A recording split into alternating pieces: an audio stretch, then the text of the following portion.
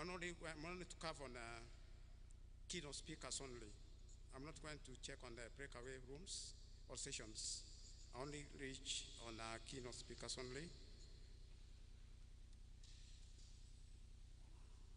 Just a minute, your sound.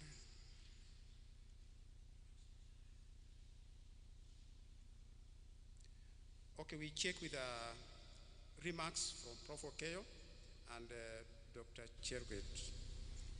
They covered on issues mainly. Academia is not doing enough to fulfill industry needs. In this case, academic is kind of not doing enough to give in to industry needs. And hence, there is a need for close cooperations between academia and industry. Next issue that conference offers academic and industry opportunity for cross pollination of ideas or kind of a networking. Select papers from this conference during the conference could be published in our journal. This case, a university journal, which already is going to be captured. We want to combine all the papers in October next month. At this will be published in our journal. And then I see that one needs readers and management skills. They have more than ever before to be able to steer the world through COVID pandemic. In this case, we say that other issues kind of upcoming, such as the flu, monkeypox, and what have we. Those are kind of issues which are taken care of by COVID pandemic. The universities can keep a partnership with the world. In this case, we are partnering with India and Japanese university to address some issues kind of in research, conference, and other issues. The fees in this official open conference for the way forward. That's the remarks from the VC and Dr. Cherwit. Then we got a keynote speaker from Dr. Edward Odundo, the chairperson of the University Governing Council. Dr. Odundo was concerning on issues with technology and how do we kind of do innovation. In that concern is that sustainable innovation should be strive, a balance between economic, social, and environmental issues. In this case, we get the best out of the same. There's need for a combination of three elements, different sustainable innovation from the additional innovation, so that we do issues out of the box. And there's a need for collectively integration and visibility in the process. What are the challenges to sustainable innovation? We have issues with resources, financial, which are human resource or facilities and capital or IT. Other challenges is uncertainty, this case outcome uncertain, technology, maybe we don't have the current technology to use, government restricted, regulatory frameworks, do we have the law maybe to address issues concerning what you are supposed to do. Sometimes we have inadequate skills. We don't have enough trained manpower to address some of those issues. So that some of the challenges arising from those maybe in keynotes about on challenges on innovation and sustainable same. How do we circumvent the challenges now? How do we overcome the challenges? To overcome these challenges, the following recommendations have to be addressed. We have to do cooperations and linkages which are required for sustainable innovation. Information dissemination through the conference such as this one, workshops, short courses, seminars, trainings, and then we kind of do appropriate skills. And also maybe encourage productive networks. We have to partner with other people, maybe we network.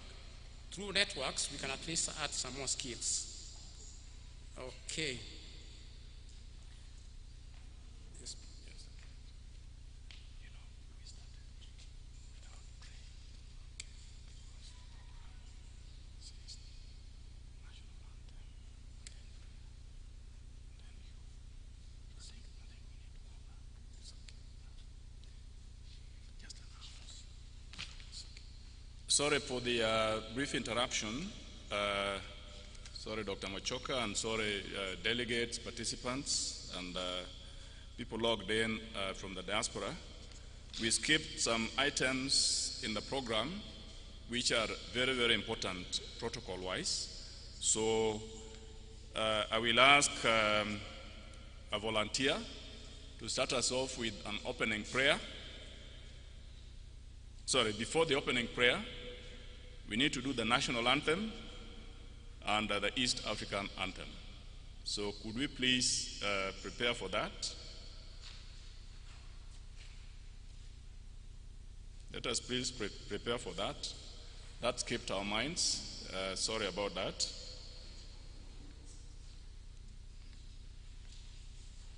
I wonder how long that will take.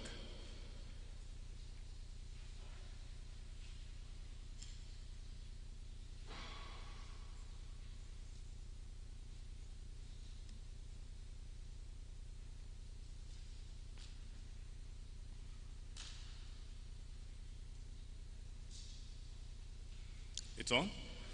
Okay, let's all rise for the national anthems.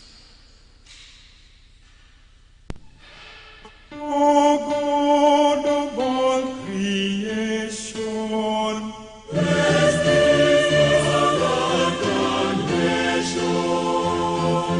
Justice be our shield and defender.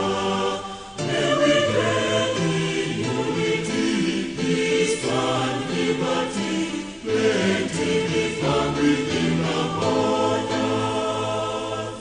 Let one and all arise. With hearts strong and true. Service be our earnest endeavor. And the homeland of Kenya, heritage of splendor, come may we stand to defend. Let all with one accord, in concord united, build this our nation together, and the glory of Kenya, the fruit of our labor, fill every heart with thanksgiving.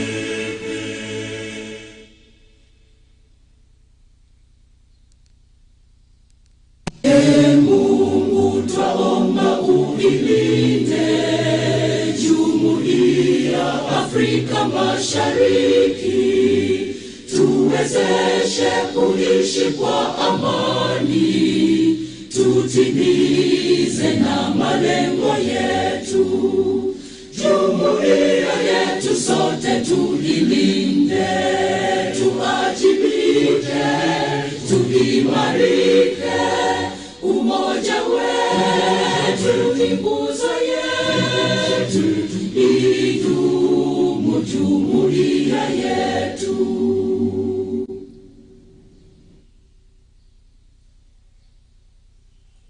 Okay, thank you very much. We may take our seats. So to start us off, we'll request a volunteer to please start us off with a word of prayer.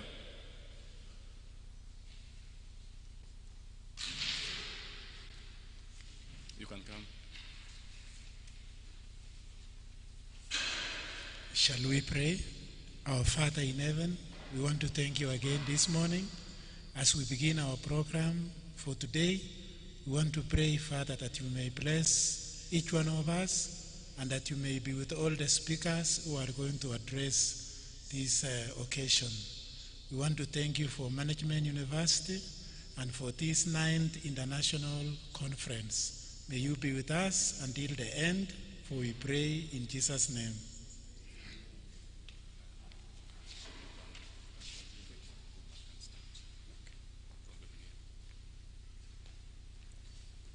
Sorry for that interruption. We all have to err and at least be corrected sometimes. Okay, maybe we start off again where we kind of started, and then we very brief. Okay, we just doing a recap for those who may join us of what at least we covered yesterday. To start with, we just give our remarks by Prof. Okeyo and Dr. Cheruget. I'm going to be very brief on point formats. Just a minute. Okay. On the remarks by Prof. Okeo, he kind of addressed on academia is not doing enough at least to fulfill the industry needs, which means that we have to do more to capture what the industry requires of us. And again, we are saying, is it that whatever maybe we are kind of preparing for industry, is it the right kind of people or the right kind of human capital or maybe skilled manpower? That's the concern on that point. And we say that it's also kind of give a remark. Conference offers academia and industry an opportunity on a cross network or pollination of ideas and knowledge. Another issue arising from that remark is that selected papers, which kind of to be offered in this conference, will be published in a journal, which can be published in next month. That's in October. We have to combine kind of papers which meet standards to be published in a journal. Another issue is that what needs leaders and management skill more than ever before. We require at least for current, maybe contemporary developments. We don't kind of people of yesterdays. We have to use kind of manpower for the current to mitigate specifically COVID pandemic and maybe post COVID, what we suppose maybe to over.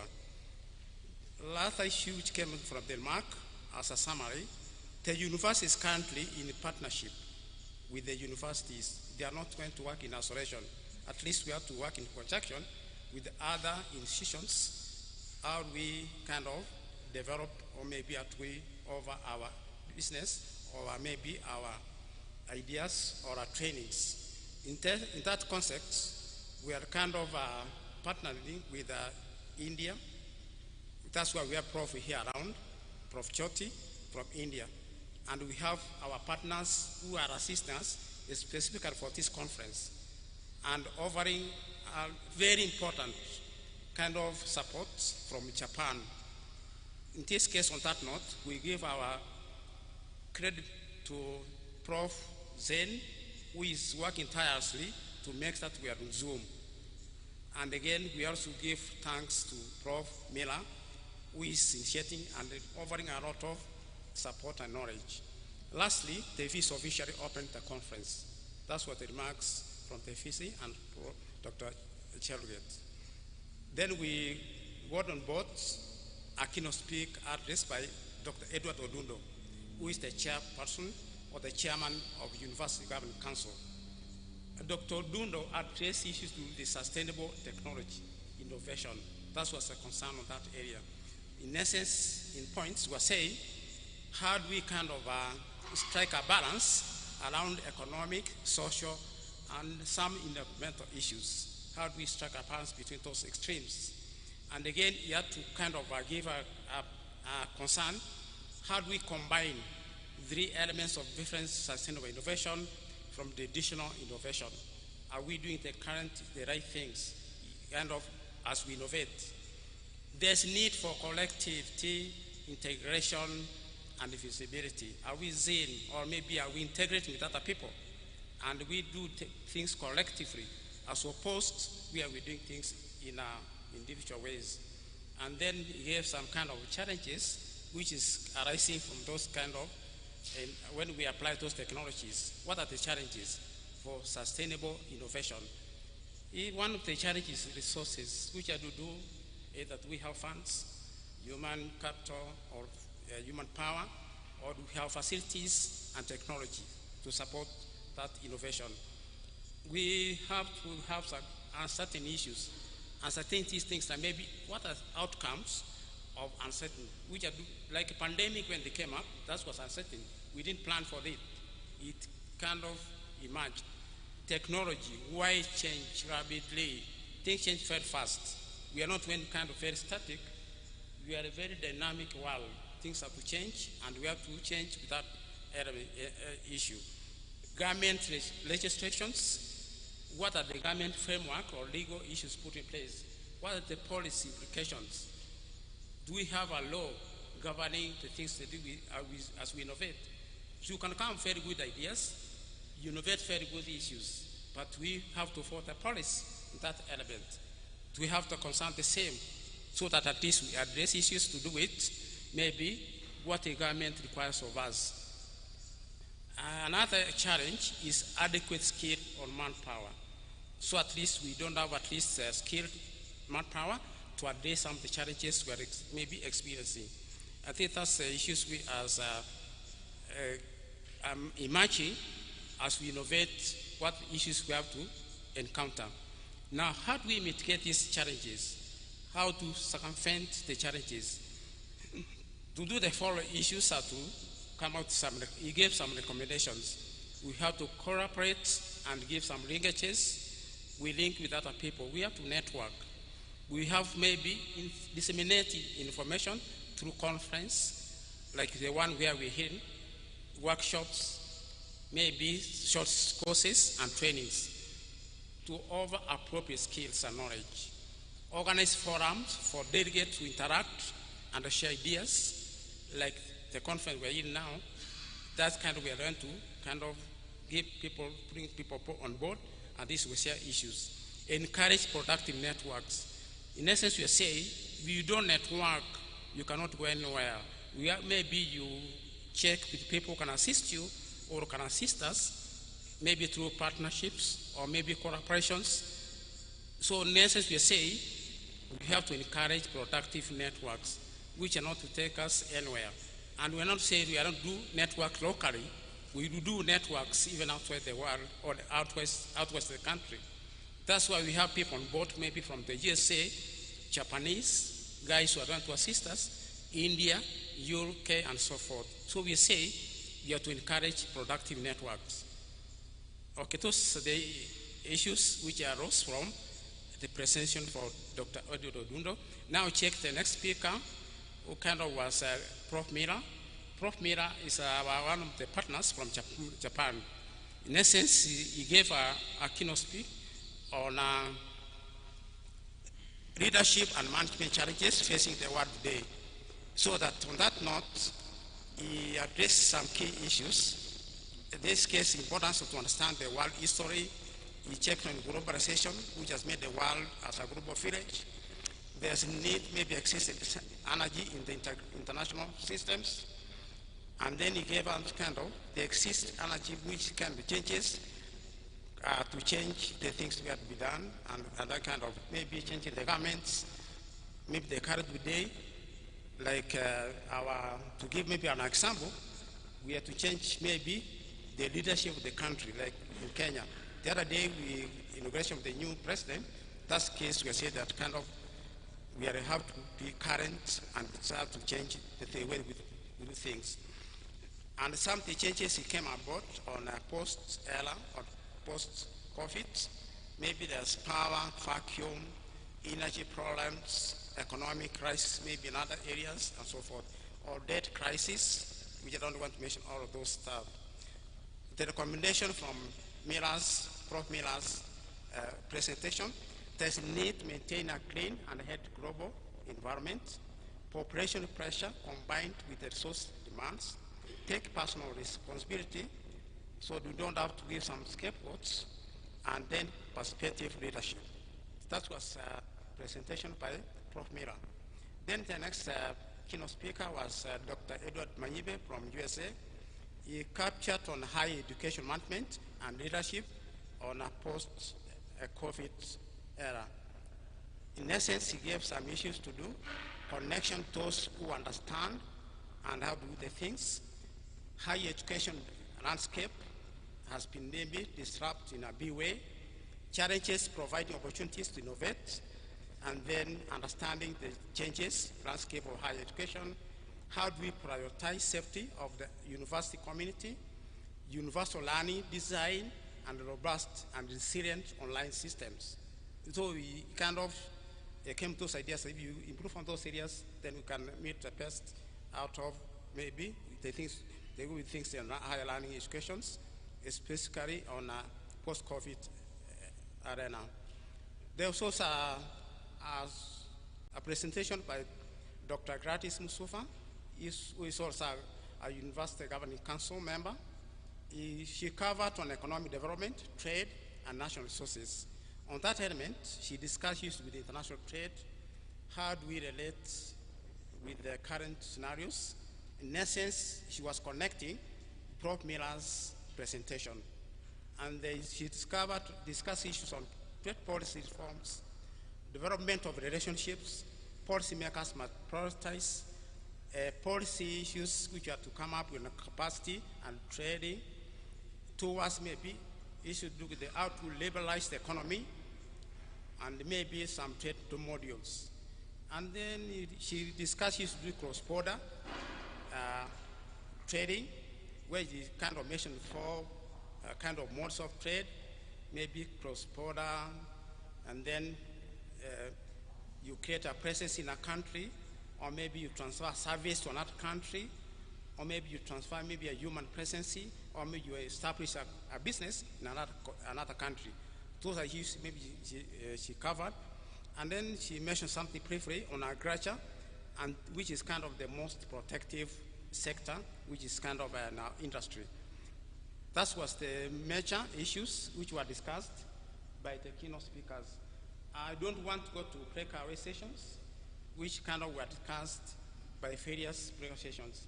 So in this case, because of the sake of time, I stop at that note, so at least the others will be covered after the breakout sessions today in the afternoon.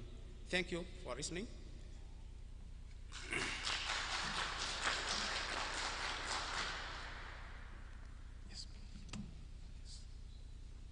Thank you, Dr. Machoka, for that wonderful recap.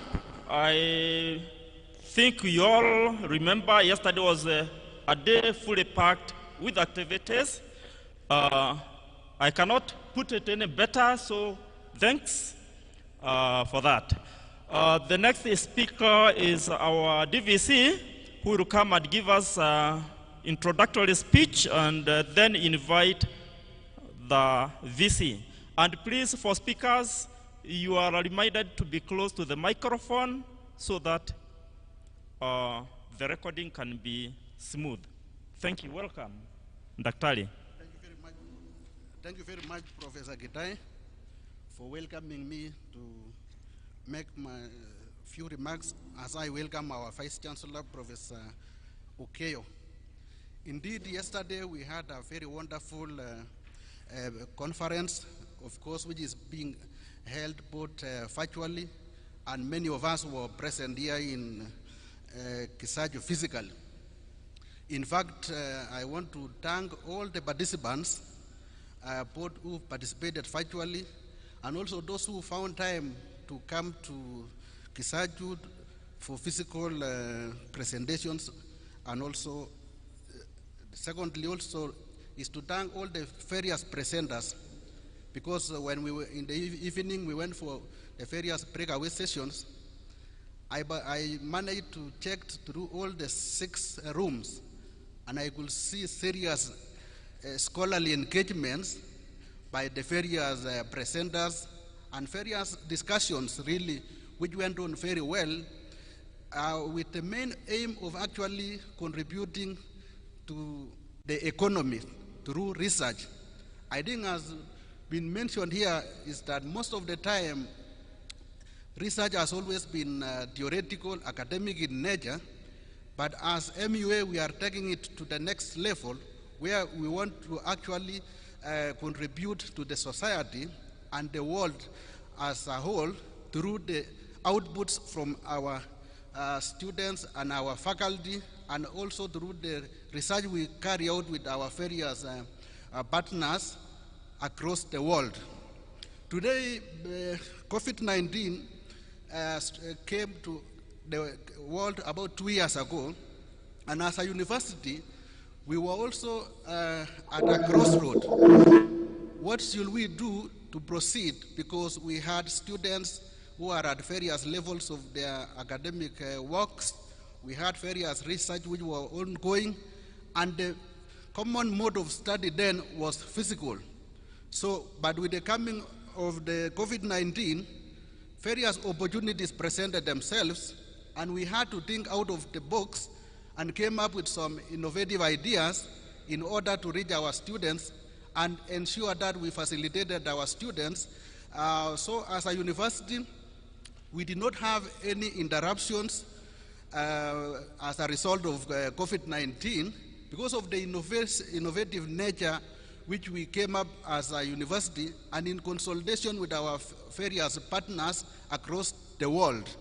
Indeed, as we noted yesterday, even during that COVID period, we held our very successful international conference, which was done virtually through the support of our partners in Japan.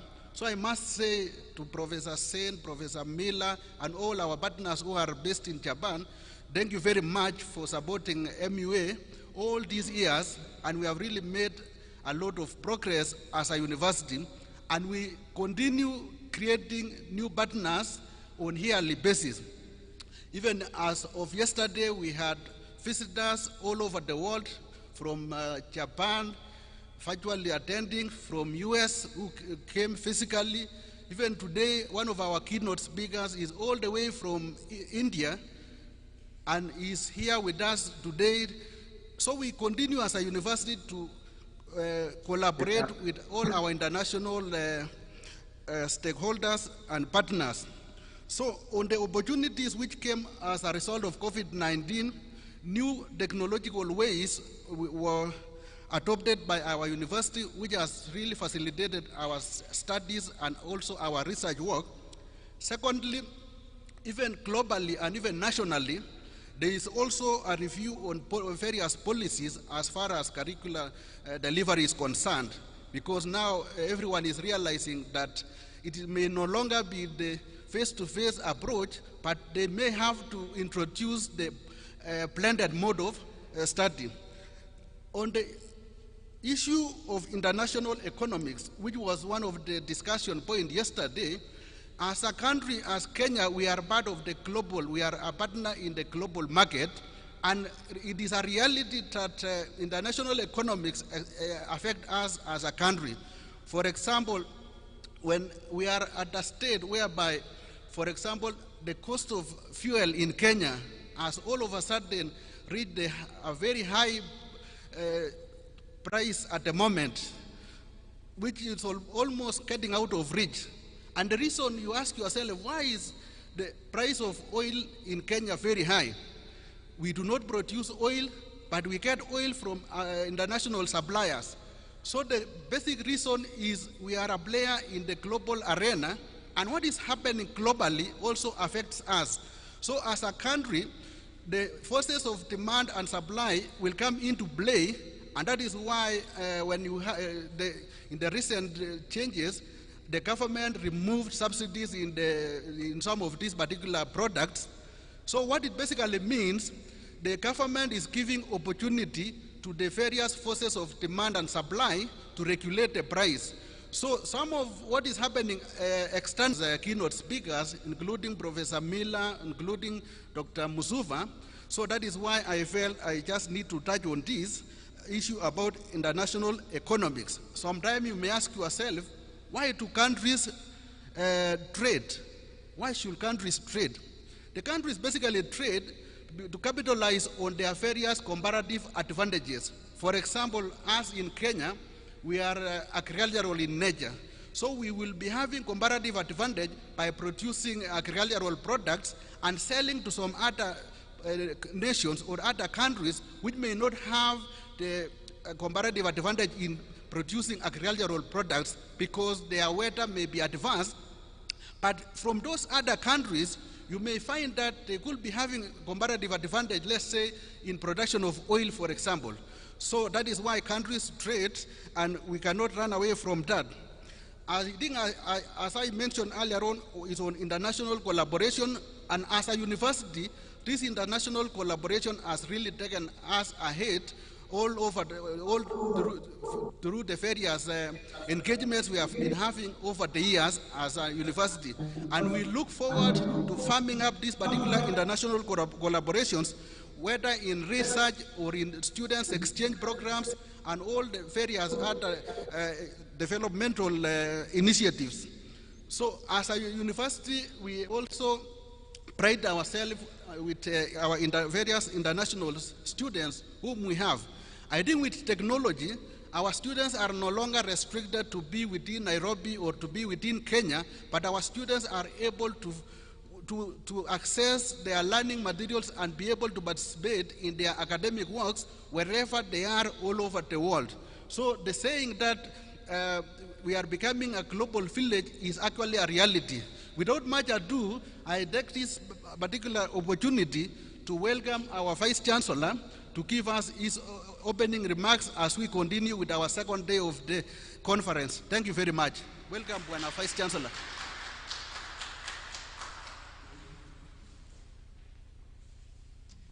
Thank you very much, Dr. Cheluget, the Deputy Vice Chancellor. Paper presenters, conference participants, our partners, starting with our Japanese partners, the international partners. We have partners from the US, we have partners from India, and we also have partners from Kenya. All protocols observed. Good morning. Good morning once again. I want to take this opportunity to welcome all of you who are present here physically and also virtually to today's conference.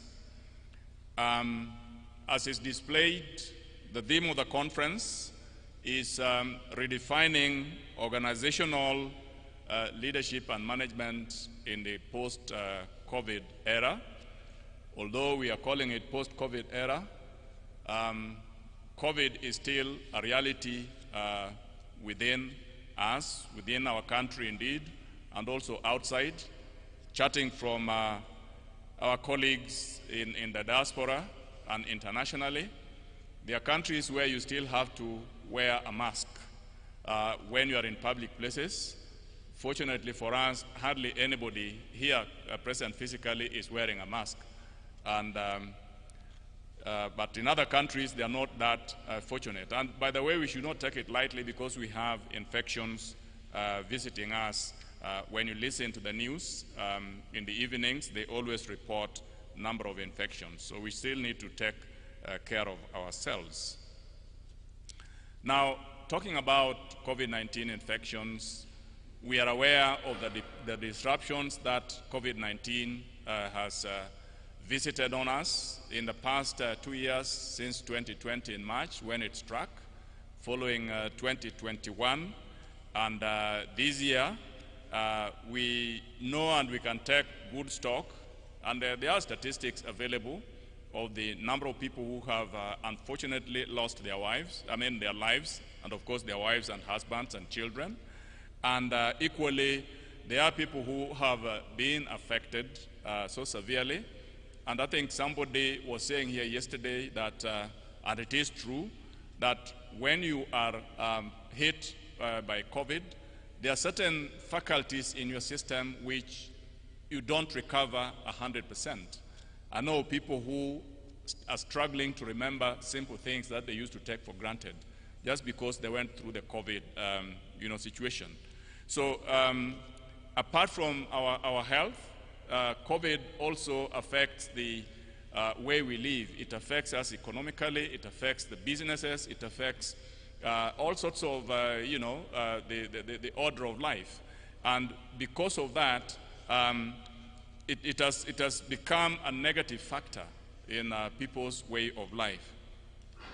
Among the businesses that have been severely affected, of course all businesses have been affected, but amongst them that have been severely affected are the small and medium enterprise sector and other small businesses. And it is the priority of the government, and this has been said by the Kenya Kwanza coalition, which has just been sworn into leadership. They pledged 50 billion Kenya shillings. They called it the Hustler Fund. Now it is not they, now it is the government that has pledged to give out 50 billion Kenya shillings. They call it the Hustler Fund. And this is very, very timely indeed, particularly in the post-COVID era. And I want to appreciate this initiative by the government, because when you focus on the lower end of the businesses, which form the majority of businesses, and which also contribute the majority or the highest percentage towards our economy, then you are likely to improve those businesses and hence the livelihood of the people of Kenya. And talking about the current president, I'm proud to say that we were honored to have the current sitting president officiate in our graduation ceremony in 2019 here in this campus. So I think it is a good thing for us that Dr. Ruto has become the president of this country, and we look forward to associating with him at that high level so that we as a university can progress way ahead of that. In our progression, and that ties in with the theme of this conference, we intend to, once these presentations and the research papers that have been done are presented here, we want to see how the findings and the recommendations and the conclusions can be implemented to improve the way the small and medium enterprises are conducting their businesses. So we are a solution provider in the process, and we really want to support that so that we can help the government to move our country, particularly the economy, to the next level. However, I noticed that there is a disharmony between the industry required skills and the academia, the skills that are being produced in the academia. And this is where now this conference seeks to bridge that gap, because we are trying to look at what are we doing in the academics and how can we link up with the industry so that what we are doing in the academics can be more relevant to the skills that are required in the industry. And therefore, through this conference, the papers and the recommendations and the findings that come through this conference will be published in our International Journal of Management and Leadership Studies, which is an international journal published by the university, but has got worldwide circulation. We are going to publish the good papers that have come out of this conference there, so that they can act as a reference for other scholars and also for other people who may be looking for solutions on leadership and management, particularly in the post-COVID era. And basically, also the paper presenters, I want to encourage you that when we have finished the conference, let your work not end up in the published form only. Please partner with the industry, partner with the small industries, partner with people who are relevant and businesses that are relevant in the areas that you have carried your research on, so that you can be able to implement the findings and the recommendations. This is the only way that we can have a major contribution or a significant contribution in the particular areas that we have researched in, by ensuring that our ideas, our recommendations, our findings come in formal solutions to the current societal problems that we are experiencing as a country, in particular, and also elsewhere in the world. So I therefore expect that we are going to play host and listen to very well researched and good papers throughout today. As you are aware, the conference started yesterday, and there are quite a number, and the summary has already been done by the rapporteur and by Dr. Machoka, and also the DVC has also alluded to what was presented yesterday. I think I listened to most of them, except in the virtual, because you could not be in all the rooms. But they are very, very, very good papers, very well researched, with very, very quality methodologies, and findings are very good, which can solve our societal problems when implemented. And therefore, I invite you to sit back and listen so that you can benefit from this. And paper presenters, And please let us interrogate what the presenters are presenting so that we are able to ask questions for them to be able to either improve on the work that they have done or for us also to seek clarification on a few points. With those few remarks, I wish to declare today's session officially open.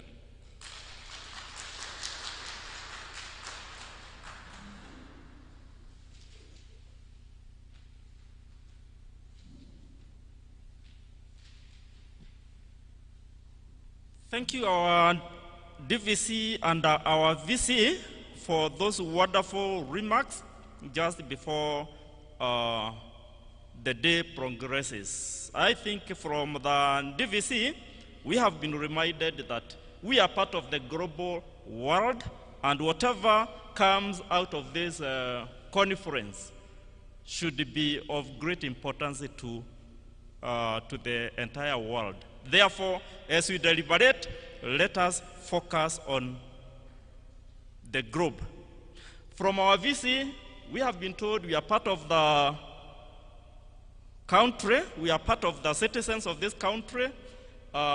We have that collaboration between academia and industry, and therefore the outcome should also be very relevant and should be geared towards helping our citizens, our youth, and the countries, the government's endeavor to make Kenya better than it is.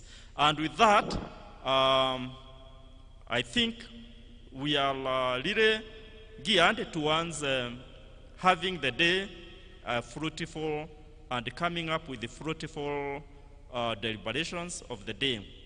At this juncture, I call upon our friend and colleague all the way from Japan, Professor Richard Mira, to give us some field information. Our Professor Mira is not new to us. He is a great friend of mine and a colleague. To the university, he is a great friend, has been visiting here. He is our visiting professor. And for those who are not here yesterday he was with us. Briefly, for those who are not with us yesterday, Professor Mira is a scholar and has been visiting so many institutions in many countries and giving us wonderful academic speeches. And among these universities, we have Summit International University in Burundi,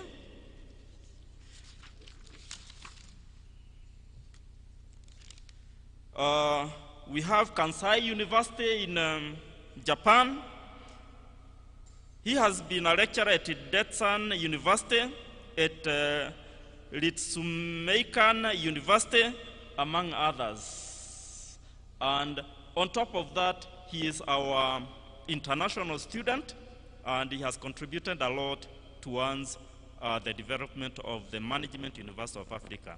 So Professor Richard Mira, to save on time, please feel welcome. Give us your academic wisdom. Welcome, Professor. Thank you very much for the kind message.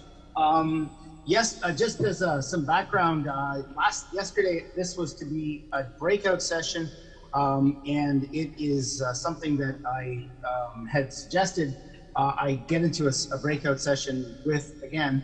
I'm currently also the international webmaster, so I'm playing several hats today. What I thought I would do though is talk a little bit about the situation and what I was going to talk about yesterday, but very briefly. We've already published a paper on this, and I think it's better if I spend just 10 minutes giving a short overview of what it is and how it's relevant to our situation today and how we are looking at the world as it is. So 4 different types of intelligences and their applications in strategic and organizational management and leadership. led by the author who's the cohort of our group, our PhD group, Professor Awar. So the reason that I think it's important for all of us to be really thinking about this today is, as Professor Okeo enlightened us earlier again and brought forth again, the fact that COVID has really brought forth a lot, and it has really created a lot of challenges for everyone. And I think that here, different intelligences, as far as leadership, management, it's important that we all have a very good understanding of different types of intelligences. So, and I think that if we look at this, it's important that this is an extremely interesting way, but it's also an important way that we understand this. We all know people who, so this paper is an overview of the concept of multiple intelligences. And we looked at the 4 types. This is, and again, I'm going to send off the PDF to everyone who's interested. It was published through the Hirao Management School here in Japan. And the Hirao Management School was one that we had put forward with with that. So this is, we looked at cognitive, cultural, emotional, and spiritual. And this was with Patrick Chiponga, Evelyn Namaya, and Stephen Magunga, and myself, Richard Miller. We're all in the PhD program together. This is my second PhD degree I'm doing. And the reason I'm doing it is I was hired as the director of Women's Global Leadership, so a professor of leadership at Osaka Jogakuin University, which I've been working at for 4 years now. And again, I must say the quality that I've had at MUA, I've been coming to MUA for 10 years now, and the quality of the instruction from all of my professors, as well as my students, learning from each other has been fantastic. So I'm very excited, to be a student again and to be doing research on some of these things. Yesterday, I had a very brief moment to talk about some of that research.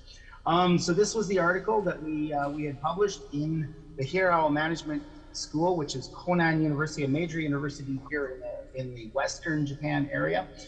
By the way, if anybody here is interested, there are opportunities to do international publishing, although my next paper definitely I'm working on now is for the Management University of Africa, our own journal, of course. So, the thing that I think that really brings home this, what we should be thinking about as we are going through this COVID issue and this COVID, we all know people who are really, really smart. They're Mensa members, they've got high IQ, they get things a lot faster, and they're really smart.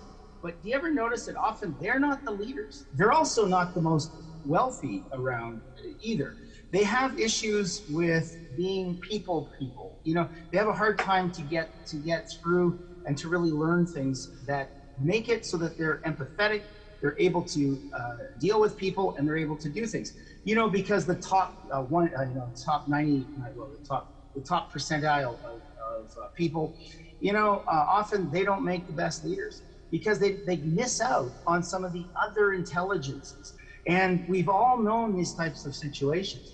So think about some of those things as we go through, and think about when you're a leader and we have something like COVID and a pandemic, then some of the things like emotional intelligence and cultural intelligence become very, very important.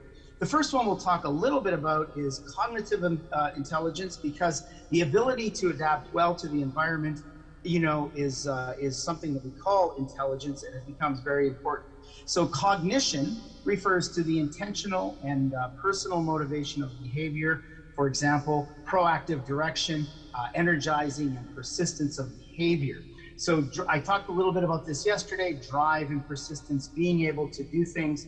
So looking through the thinking as we go. So cognitive intelligence was the first one that we talked about in our paper together. And it's something that, that becomes extremely important. The ability to discern which desires and intentions truly lead to one's and others' well-being. And then how do we adopt them? What are we doing to release those desires and intentions? And how we can undermine our own well-being if we don't. So those are things that we need to really think about. The next one, second one that I'll just briefly introduce is cultural intelligence. Obviously, this is the one that I had talked about yesterday. I became very interested in cultural intelligence. And I'll never forget my very first times to Management University of Africa. Yeah, there were things like, they were culturally quite different, culturally quite interesting. And for example, the concept of time at a university here in Japan, it's very, very strictly adhered to. But I noticed that Management University of Africa, our conferences really stick to our times. We do a great job here. But I was at another university in Nairobi, and we were supposed to start the public lecture. I was giving a public lecture at another major university, I won't say which one, and they were a little late. Actually, they were quite late. So I was waiting, I had been preparing. It was supposed to start at, say, 1 o'clock, and it didn't start till after 2. Something that I think that becomes very interesting, and when I was in a meeting, you know, there was a joke about Mzungu time, and I thought, oh, okay. So again, it comes back to cultural intelligence. Is one better than the other? I don't know. I don't think so. But I do know that once you enter into a different culture, you need to be aware of these cultural differences and inferences. Now, with COVID and the breakdown of the international order with, the international communication order with Zoom, I'm talking to you from Kobe, Japan right now, which was very unusual. You know, it's important that we have a good grasp of these cultural intelligences so that we can effectively deal with others, and we're more successful when we do. So when you're coming to MUA and when you're interacting with others, you have guests from India, you have guests from America. Those become extremely interesting and great opportunities. By the way, very interesting, Professor Okeo mentioned masks. My wife asked me, was everybody wearing a mask at the conference? And, because here in Japan, everybody wears a mask. It's one of those things. But again, it's been a cultural point for Japan for quite some time. Another minor example. But again, something that you should definitely be aware of. And how do you do this? So we call this, these are often referred to as, say, cultural intelligence, or CQ. Again, things that you should be aware of. By the way, IQ, I like the term IQ. Dr. Dennis Waitley had mentioned IQ as imagination quotient rather than, how well you do on testing. Anyway, now another very important one that is extremely important today is emotional intelligence. The emotional intelligence, if within the university I work at, I'm one of the few tenured I'm a full professor. So I get into all kinds of different committees, and there is a lot of stress. And I start to hear about it from obviously the student body, but also the faculty and staff. So right now, because of the pandemic and everything else, I think that having emotional intelligence becomes extremely important. My sister's an executive in Canada right now, and again, lots and lots of challenges. What's going on? We have, there's things going on in North America where there's low unemployment, very low unemployment. So people are stressed and they're quitting their jobs and so on. To be a good manager, to be a good leader, to really understand the best way to deal with all of these things, very important that you have, first of all, you have your own self-awareness, you have empathy. Empathy being able to, can you relate to others? And motivation. Motivation is key to get yourself, but also your employees or those following you to follow through and to get to where you want to go. Self-regulation, and of course, social skills. Those are 5 areas. Again, if you want to read more about this PDF is already published, so that'll be available. Spiritual intelligence. I was speaking with a colleague. I work at a Christian university here in Japan, and a colleague of mine, a very good friend of mine, he's actually Japanese American, but he converted to Islam. I told him that yesterday our VC, Professor Okeo, had mentioned if there was Muslim brothers or sisters who are interested in praying. Having spiritual intelligence is extremely sensitive, important, because I think it's, again, very important that we are able to connect with those who follow us, connect with those around us, and that gives it a better environment in all kinds of different ways. So those are some of the things that we had talked about, some of the things I want you to be thinking about over the next little while, things that you can sort of look into for yourself and your organization, but also what can you do to improve yourselves that way?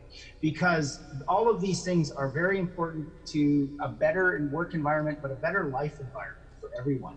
So those were some of the things that I had talked about. And again, I'll be posting the PDF to this and the link to this paper. And I would like to thank Professor Awar for leading this paper that we had done with the cohort, as well as my other co-writers on this. And this was done, we published this in March of this year, so just a little while ago. So that's what I wanted to talk about today. And again, just as a takeaway, please think about how these things are affecting you and how, everything, the COVID environment has made this much more important, rather than just, being able to communicate effectively and being able to communicate with others. I think is becoming more and more important as we go through and go through this pandemic and go to the other side and being able to relate.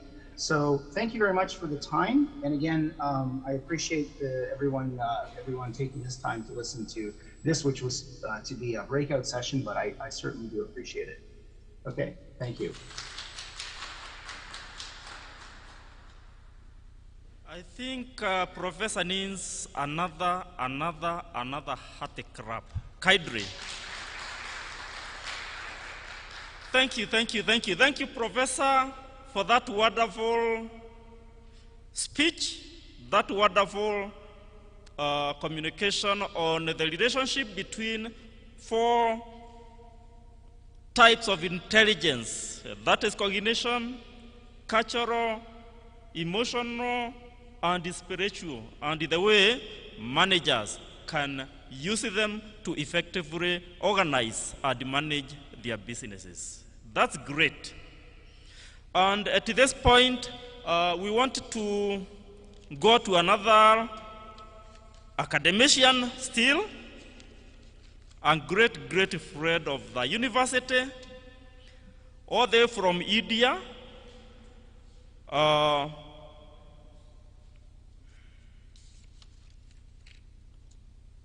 This recognized academician has over 6 postdoctoral degrees. He has a PhD in business administration, that is human resource. He has 2 masters. He has over 30 honors, among them one from Lima's Book of World Record. He has published widely over 200 articles. He has published over 5 books and 5 book chapters in areas of human resource, leadership, management, economics, psychology, name it. He has reviewed a lot of journals in the international journals. He has worked both in academia as well as in industry, and among these, he has been a colonel in the Indian Army. He is a member of so many professional bodies and do a lot of public speaking. This is none other than our Colonel Professor Jotin Satipathy.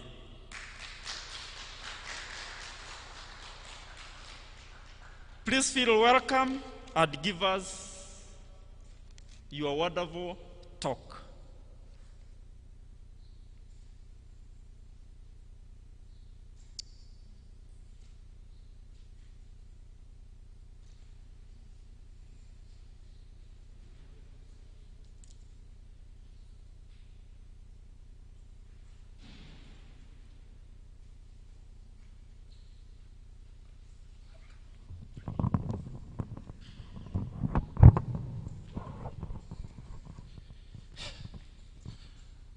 Honorable Vice Chancellor, my mentor, my elder brother, Professor Okeo sir,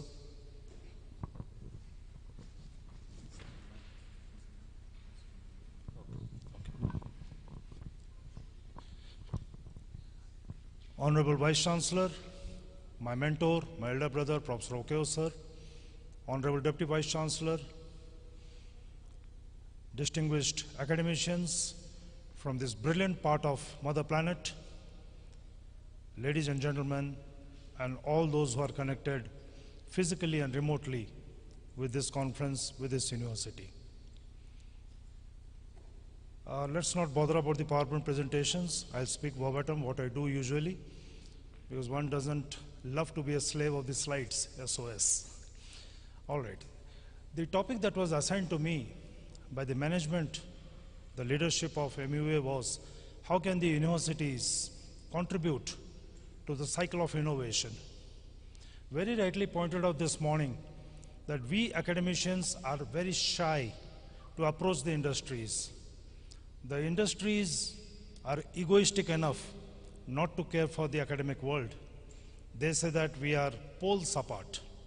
But they forget that the seeds of innovation, the seeds of research, the findings, whatever takes place within the four walls and the single roof of the university can be of immense benefit to the industrial world. The industry cannot progress, register growth, or develop without inputs from the academic world. Yes, we look for sponsorship, we look for partnership, we look for linkages. But the fact is that we as academicians must always have the pride in our heart, mind, and soul that we are the oil through which the machinery of the industry rotates. If you take case studies from the Western world, Europe or America, and I'm sure many of you must have experienced it, the industry does depend on the academicians.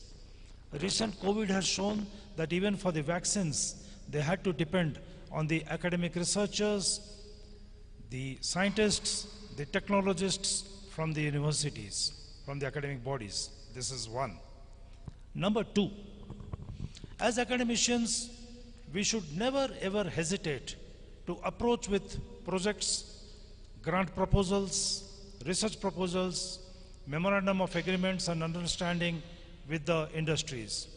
I take this opportunity to request the Honorable Vice Chancellor and his excellent team to bring on board the best of the industrialists in Kenya and around Nairobi. Let them be a part of our organization. Let them become adjunct faculties. Let them become industrial consultants. And the marriage between the universities and the industries have to take place. Because innovation is such a thing which never sleeps, which never ceases, which never is extinct. Innovation is a continuous process like the waves in the ocean or the oxygen in the atmosphere. It will never cease. Who ceases? It is you and I, we cease. Why? We think that, oh, I have made an innovation, I have got a patent, my CV is now rich, my biodata is now colorful, I'm going to get a promotion in the next performance cycle, life is good. Absolutely not. You know, there is a very famous quote, you don't see dreams in your sleep. Dreams are that which does not let you sleep. Right? Let this job of the university not be from morning 9 to evening 5:30. The actual contribution of you and I, that is we, because in leadership there is no word known as I, it is we, starts after 5:30 till the next morning 9 o'clock. And whatever you have found out, please harvest it here, on this platform. Innovations. The leadership here is there to inspire. The leadership of MUA is here to encourage. What is required is inspiration plus perspiration. Inspiration plus perspiration leads to innovation. The men who are recognized throughout the world for their innovation are people like us. They have the same food, they have the same culture, they have the same dress, they also have 24 hours. What separates the innovators from us is their vision, their mission, their philosophy, their dedication, their commitment, and what I mentioned is perspiration. Perspiration, not sweating not letting the body to sweat. It should be mental perspiration. There should always be what Professor Miller just mentioned, a cognitive thrust. All right, I have done my master's, I have done my PhD, what else? Like Professor Okeo said in his morning presidential address, nothing stops. Every stop is an opportunity for a new building.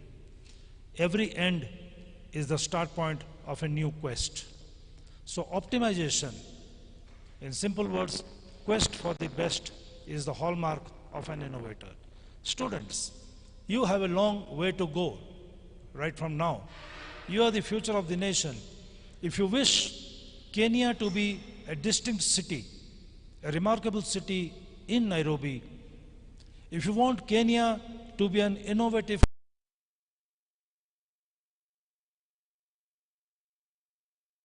world, it is you who should come forward, not waste your time in the library. That's a productive wastage. Waste your time debating, arguing, and discussing with your mentors and faculties. That's a pleasant wastage, because this wastage is not a negative wastage, this is a positive wastage. A good innovator always experiments. Whether it is a failure or whether it is a success, we need not care for. You must experiment, you must try out, do something new. If the world has produced some beautiful champions from this part of the earth, whether it is football players, soccer players, scientists, if the Kenyan pilots can fly the plane, if the Kenyan captains can float the ship, why can't you from this beautiful land of Africa float the vehicle of academics? You think Professor Okeo, I, his team, we are made of some other element? No. We have come from a very humble background, but what was there inside us was the fire to innovate something. The fire was inside the belly. It was inside our heart. Now, the university is a beautiful platform, boys and girls. I'm addressing you, sitting at the back benches.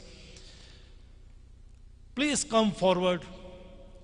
You will not only contribute to the growth of this mother institution through your innovative means, innovative ways, but you will also make a mark. Like you saw Professor Miller, he was doing an indirect advertisement of this organization by displaying his t-shirt or jersey. It was written MUA, isn't it? With the logo. You are all the brand ambassadors, the innovators of tomorrow. Please come forward. I'm leaving my PowerPoint presentation with your dean. You can borrow it from her. And before I sign off, I have an important announcement to make. And I think the Honorable Vice Chancellor, the Honorable DVC, and the Honorable Dean sitting there would accept my request. So, with your kind permission, every month, in the honor of my late wife, as a token of remembrance, I will be sending 15,000 Kenyan shillings to this mother institution. And I would request the Honorable Vice Chancellor and his excellent team every month to give a scholarship of 7,500 and 7,500 Kenyan shillings to the meritorious and the needy boy and girl of MUA.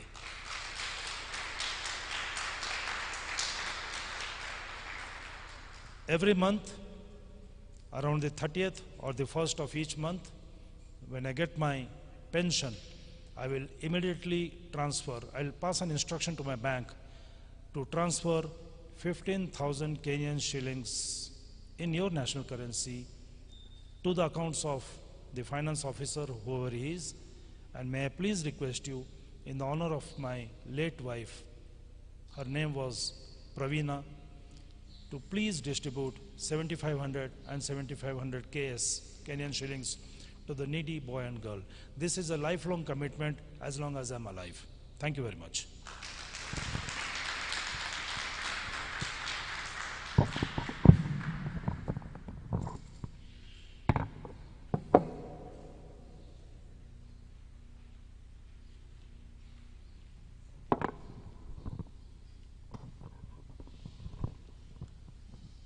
Thank you so much, Prof, for that wonderful talk.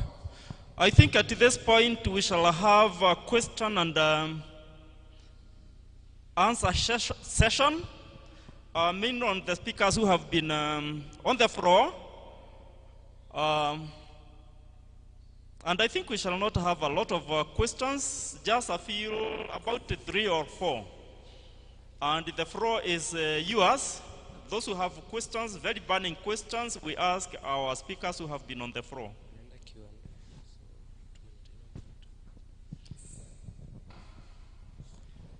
Yes, Mr. Komu.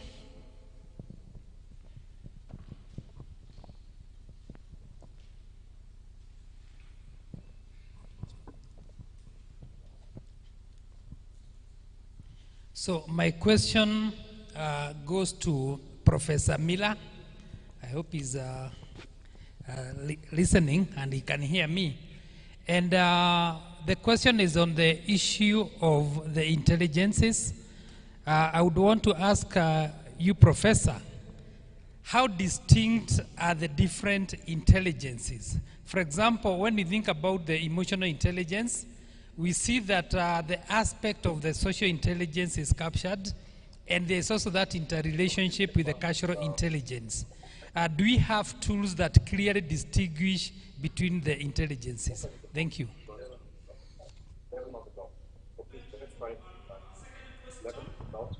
Second question, please. Yes, please.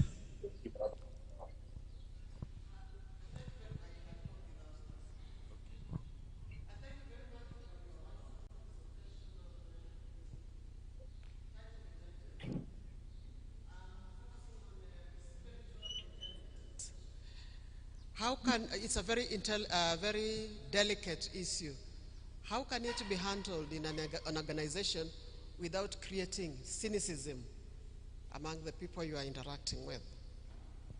Thank you. A third one before Professor responds. A third question? Okay, I think, Professor, you can take up the position, answer them. Okay, thank you very much.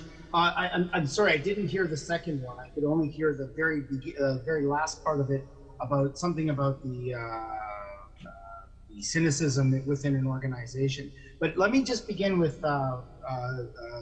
Komu. So, Dr. Komu. So I think with the intelligences, we start to think of them as concentric circles, and there's often overlap. And of course, we're humans. So anytime we have any kind of situation with, human interaction, you're going to have overlap. Overlap is a natural part of it. And to say there's going to be distinct parts, sometimes they're distinct and not always. So there are, so it's not something that, sort of think about those circles and their interaction within the 5. We only wrote about the 4, but within, if we're going to talk about that, within the 4. Does that make sense? And I'm sorry, the second question I couldn't hear again. I heard cynicism. Was that question directed towards me, or?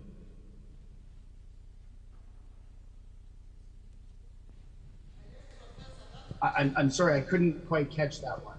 Okay. But anyway, cynicism, obviously within any organization is Can I repeat the question, Prof? Yes, please. I was saying that spiritual intelligence is a very delicate concept, or a delicate issue when you are dealing with people from varied global expositions. Mm-hmm. Therefore, I'm asking, how can we deal with spiritual intelligence without creating cynicism within the environment we are operating in? Okay, thank you. I just returned from my home country of Canada, and I just was speaking with my wife at lunch today, and I said, you know, I really wanted to go to Nairobi, but it was just, the travel is so difficult these days. It took forever for me, and I hadn't been to my home country in 6 years. But Canada is known as one of the most diverse countries in the world. And if you go to Toronto, I was at the University of Toronto, and it is extremely diverse. And I'm talking about, I think that the representatives of the 196 recognized UN countries in the world, well over 100 are at that university. So obviously within that, you're going to get a wide range of different spiritual believers. And of course, it's, you know, the problem is, I think if we look at the United States today, there's division, more and more division. And I think that Canada has taken the right approach. Of course, I love America, by the way. I know there's an American in the audience, and I did live there. But if you look at how there's division going on, I think it's a lack of respect. I think it's a lack of respect. Yes. And I think that respect is where the problem is. Yes. So I think we need to have respect. And I think that having that respect is going to sort of erase some of that cynicism. I have to be honest, I was in a taxi, and I was in an Uber, actually, in Vancouver, and I was with students, and the person next to me was a Sikh. So, you know, we had an hour drive, and I started asking him about Guru Nanak, because, I mean, I just don't know about it. And of course I can read about it, but it's really interesting to hear it from somebody who is in part of that. And I think that comes from respect. And I think the more respect that we have, the less cynicism we have, and the less suspicion we have. The suspicion of Islam is X, or, you know, fundamental Christians are X. I think fundamentalism is where we start to reject it. So any kind of fundamentalism is something that I think we all need to be afraid of and fearful of. And we think of Buddhism, for example, as a very benign, very nice religion. But if you look at, for example, some of the more fundamentalist Buddhists, particularly in Myanmar today, they're radicals, and any radical rejects everyone else. And again, that kind of comes back. So I think spiritual intelligence actually has the opposite effect of creating cynicism. I think it erases the cynicism, where we understand somebody who is of a different faith, who needs to pray or have certain beliefs about food and so on. So something that I think is a positive. And by the way, so I hope that answered your questions. And I must say, I'm very humbled and very impressed by Colonel, your kind gesture today. I'm very much impressed. And I have to say that personally, I'm really quite impressed with all of that. So I'm very happy that I could be a part of all this today, and thank you. Thank you, Professor. We also would request Professor Wainaina from online to ask his question.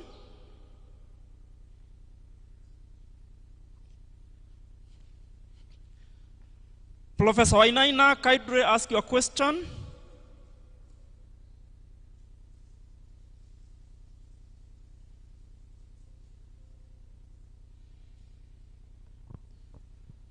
Okay, as the professor is preparing, maybe he has gone offline a bit.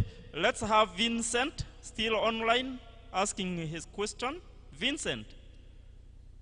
Okay, professor has come on board. Professor Wainaina Geturo, kindly ask your question.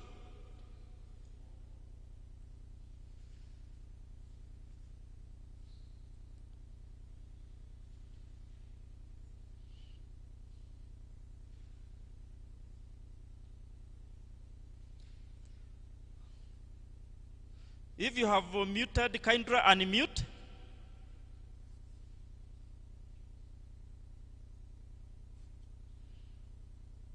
Sorry?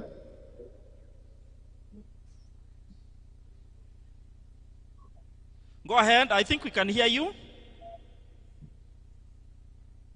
Who is on, me or who? Professor, we are hearing you. Professor.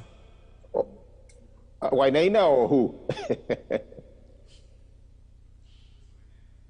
Professor Wainaina Geturo, we are hearing you. Oh, thanks a lot. Sorry, I was, with this technology, I was You don't know when you're muted or unmuted, but really appreciate Richard. Thank you, Richard Mira. That's fantastic. And the issues of even the issue of spiritual intelligence. I had no idea there's something called spiritual intelligence, but very important. I think Canada, as you point out, Canada is a very volatile country and very, very, very accommodative. And therefore, that becomes when you actually looking at how we deal at place of work, because there's some places of work where the spiritual beliefs affects how we perform. So make it VC, Prof, physically, but here I am with you online. I think that's what I would say for now. And the whole big picture to see how readership can be really informed by those intelligence, as you wish. Intellect, spiritual playing in, particularly the spiritual one, when there was a choir from Tanzania and Kenya, you could actually know by how people were responding. And that is a part of the leadership. Therefore, I really appreciate what Richard has brought to this conference. I'll stop there and listen more. Professor Richard.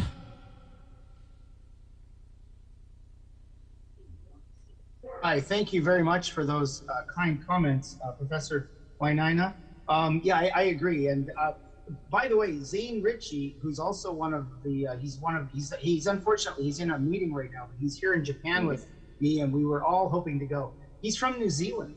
And New Zealand's another country that has really grasped a lot of those concepts of different intelligences. And through the leadership of their prime minister, there's a lot of things that they've been very progressive on.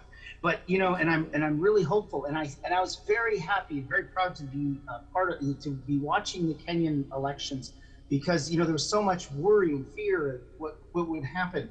And you know, my home country, my father's native Canadian, so there are 50 tribes in Canada. There's 54 different languages in Canada, very similar to Kenya in some ways, with native Canadians. And tribalism has been one of those colonial sort of mindsets that have been put into different people.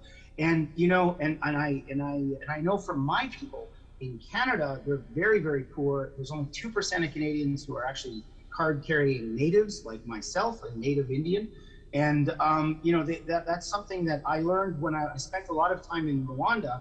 And I was in the University of Kigali. I was in the University of Rwanda over the last number of years, and you know how getting intelligence has helped heal a lot of different divisions. And I think the divisions are an easy way. You can see what happens with American politics: divide and conquer, and that's what absolutely. So yeah. You know, I think this is something that we can all learn from, and I think. You know, Kenya, I think, is on the right path, and I'm really positive about that. So, thank you. Thank you, Professor. Thank you, participants. Because of interest of time, at this juncture, if you have any question, we are still the conference is still on. You can write questions. We shall look for time when you can read them and. They can be responded to.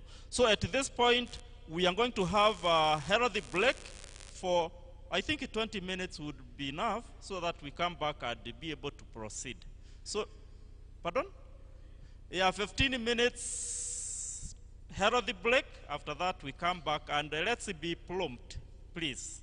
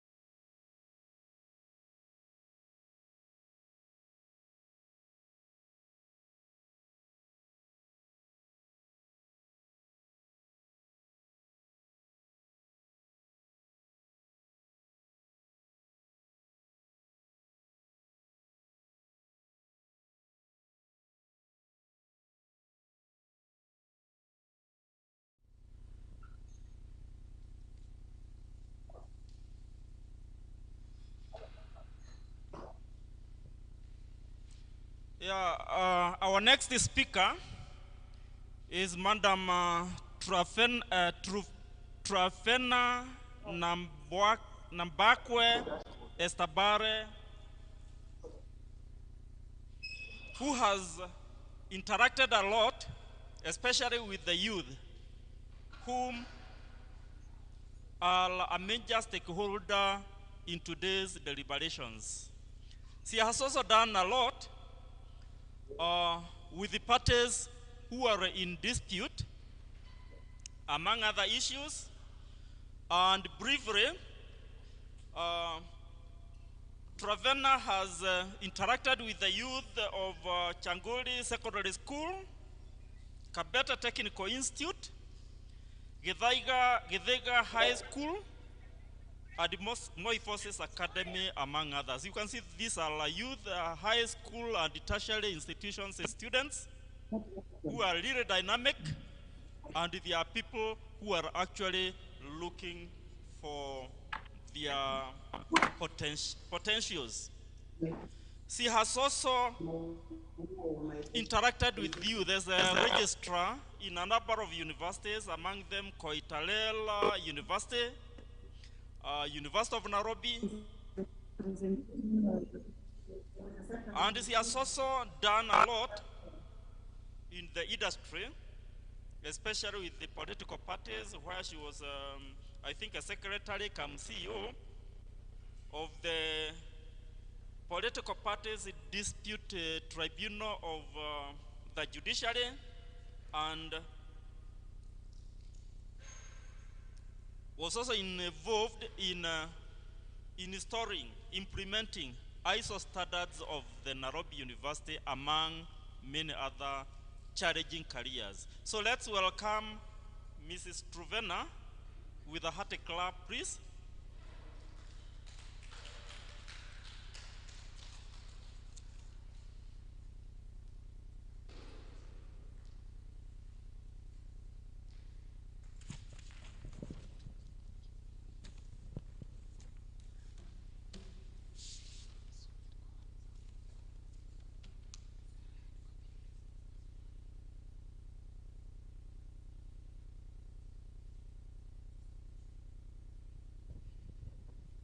Good morning.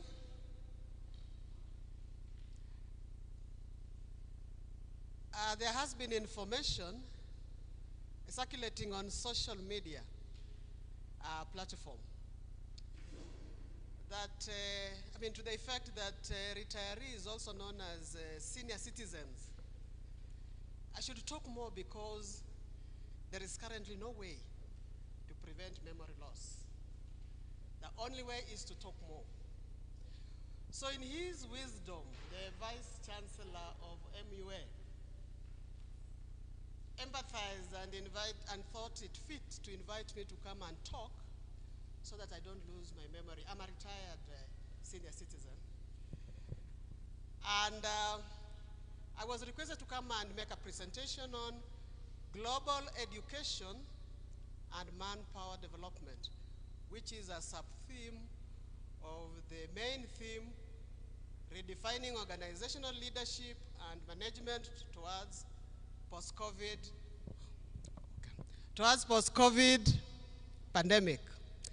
Participants, officials of this conference, distinguished guests, ladies and gentlemen, I am very honored, and I thank and commend the organizers of this conference for actualizing and executing its being, and for inviting me to come and make a presentation. This is a conference that is being conducted in the wake of COVID-19 pandemic, which has brought social, economic, and political activities to an almost standstill. Congratulations, everybody, in this conference for exhibiting resilience. As we are all aware, change is constant, and the world is changing rapidly. The outbreak of COVID-19 pandemic and its severe effects has re-emphasized this fact that the world is changing rapidly. There is no other comparison to the disruption COVID-19 pandemic has caused to people in the whole world, either directly or indirectly. The ramifications have been so severe on the education sector that schools have had to be closed, and according to a UNESCO report of 2021, about 1.6 billion learners in 188 countries in the world were affected by closures due to COVID-19. Therefore, the purpose of my address is simply to stimulate your innovative approach to this matter of global concern as you interrogate how you can take proactive leadership in managing the equitable and quality implementation of global education in an environment characterized by economic differences. We are bound to pose questions such as, is the role of global education in terms of manpower development substantial? In other words, is global education and the attendant manpower development a facade or a mirage? These are some of the questions that may have been answered or need answers as you share your explorative thoughts and findings for further action. Education is widely accepted as a fundamental resource, both for individuals and society. It is a process of enculturation and imparting or acquiring knowledge, values, and skills through structured instructional methods such as teaching and training, which we refer to as pedagogy, developing the powers of reasoning and judgment, and preparing oneself or others intellectually for prosperity and posterity. It is discharged in a structured environment where learners spend most of their day experiences in the classroom, and the experiences can be very different. Learners and their learning has been exposed to a very harrowing reality and experience by the COVID-19 pandemic.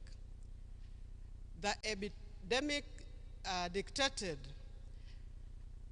the devising and innovative methods of teaching and training, which you were earlier told that had to be used. For instance, countries have had to offer remote learning opportunities for students. Although the quality and access of such initiative cannot effectively substitute in-person learning. Most marginalized children and the youth have been disproportionately affected. Learning losses have been large and inequitable.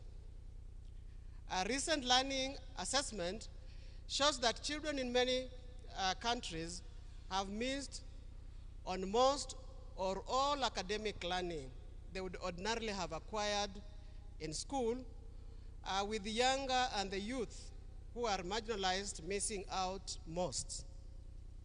The generation of students now risk losing $19.7 million in lifetime earnings, which is equivalent to 14% of the GDP due to the closures.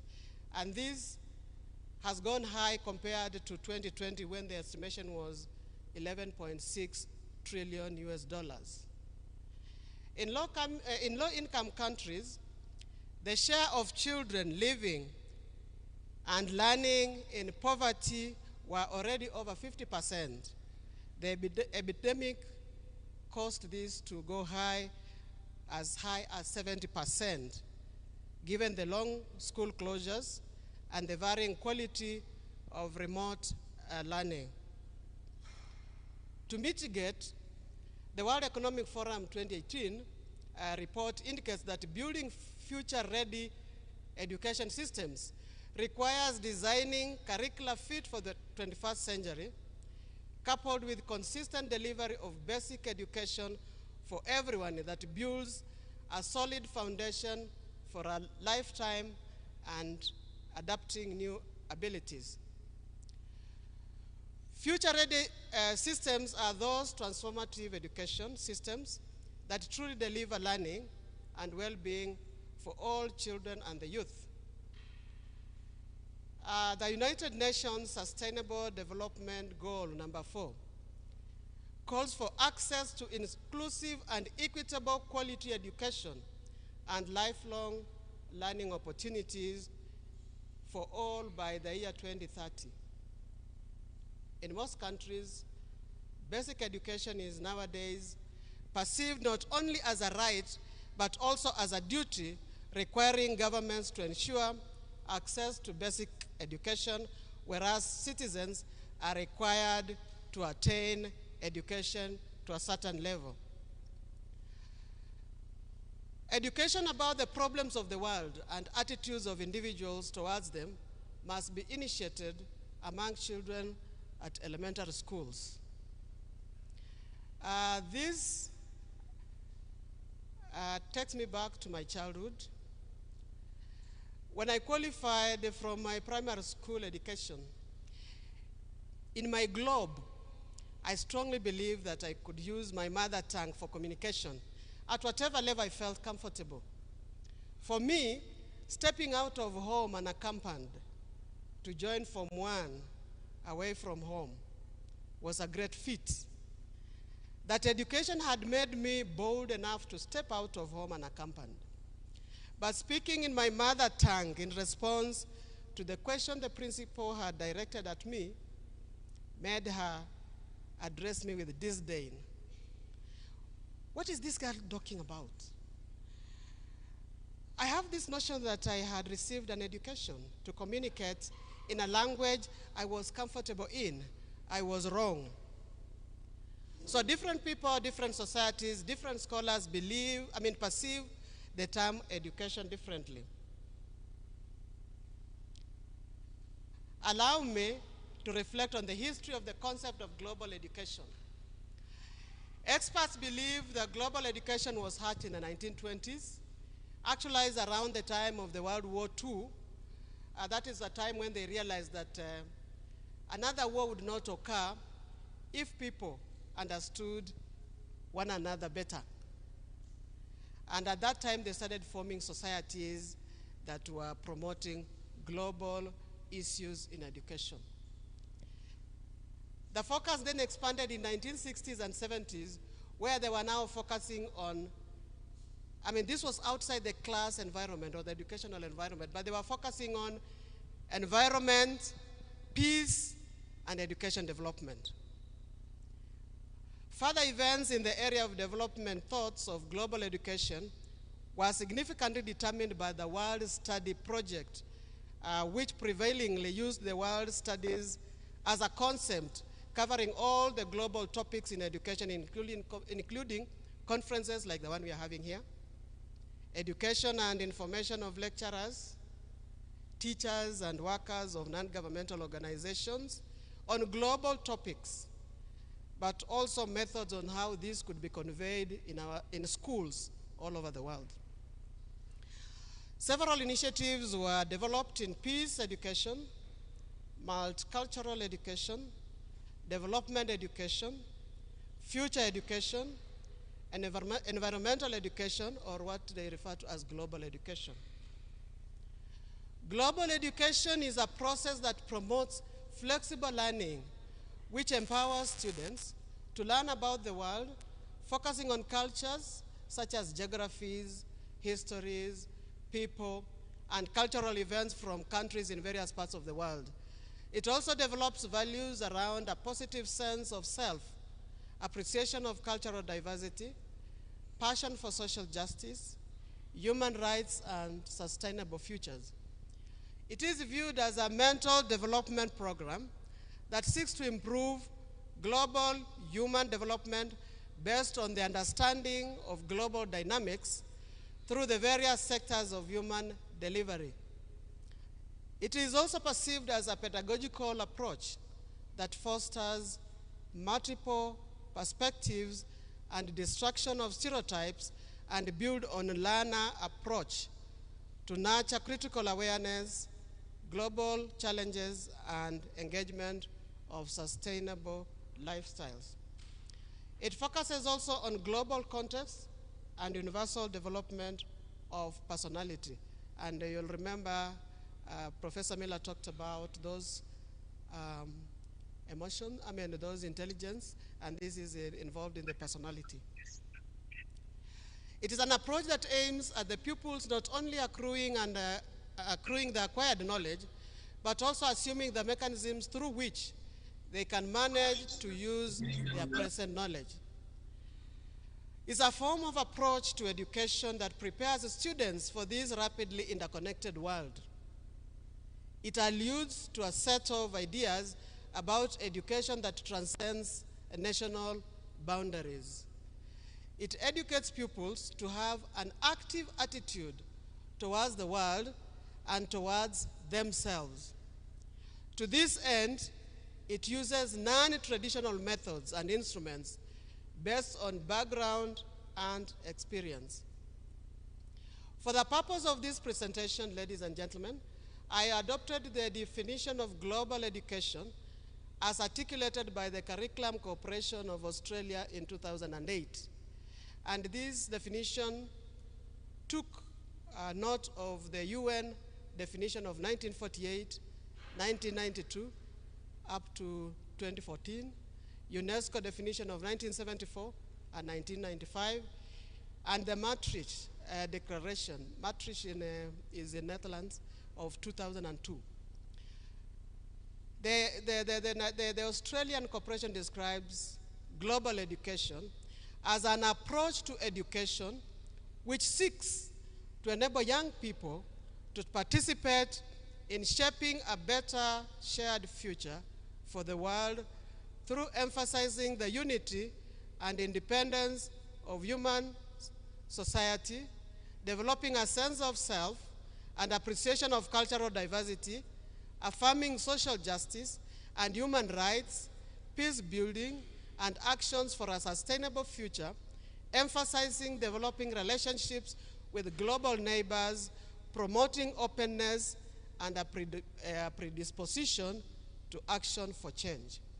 So the concept of global education has taken great significance in education systems around the world. To this extent, many nations have proceeded to restructure their curricula to introduce incremental yet significant changes in education systems. According to Sardonic 2013, the traditional expectation of schools has been pushed towards developing the critical literacy of students to meet the rapid economic, social, technical, environmental changes in the 21st century and beyond. Globally, educated students possess skills, attitudes, and values needed to thrive in this new, rapidly changing world and understand the complex links between the lives of individuals across the world. They also understand the way nations, economic, cultural, political, and environmental changes influence one another. It is therefore incumbent upon us to be active participants in ensuring that the next generation becomes part of this phenomenon and utilize the knowledge acquired to advance the world.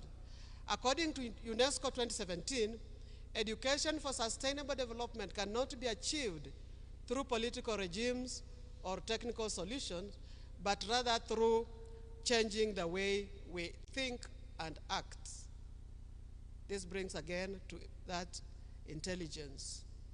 Further, UNESCO National Commissions on Education have recognized COVID-19 pandemic as an opportunity to reinvent education and make it more resilient, more equitable, and more efficient in delivering learning to all. It is an impetus for countries to prevent the current generation of students from suffering permanent losses in their learning and future productivity and protect their ability to participate fully in society. The pandemic shock represents a crucial opportunity to conduct much needed reforms to better align the curriculum with pressing needs. So education is the greatest stimulus for development because it trains the required manpower on which our development needs are dependent. Therefore, manpower development is all the processes that make individuals acquire knowledge, skills, capabilities for readiness, which dispose them to be engaged in productive activities. Such processes involve education and training, which sharpen the skills, competences necessary for work performance. According to the International Labour Organization, education and training are central pillars for the decent work agenda, where greater opportunities are created for women and men to obtain decent and productive work in conditions of freedom, equity, security, and human dignity. Women and men need broad-based skills that can adapt to rapidly changing economic environments. This translates to sound education and training policies, which provide an important instrument to offset the negative impact of globalization, while on the same time equipping people with knowledge and skills to take advantage of the emerging opportunities. Education and training, which is manpower development, in itself may not be sufficient if it is not integrated in policies directed at economic and employment growth. Countries which have invested significantly in the education and training system have benefited from globalization. A threat to manpower development in low-income countries is brain drain, which calls for international mechanisms that would mitigate adverse impacts on low-income countries. The International Labour Organization has a deliberate and strong focus on education, training, and lifelong learning in addressing enormous challenges of developing knowledge, skills, and employability of the people in the 21st century and beyond.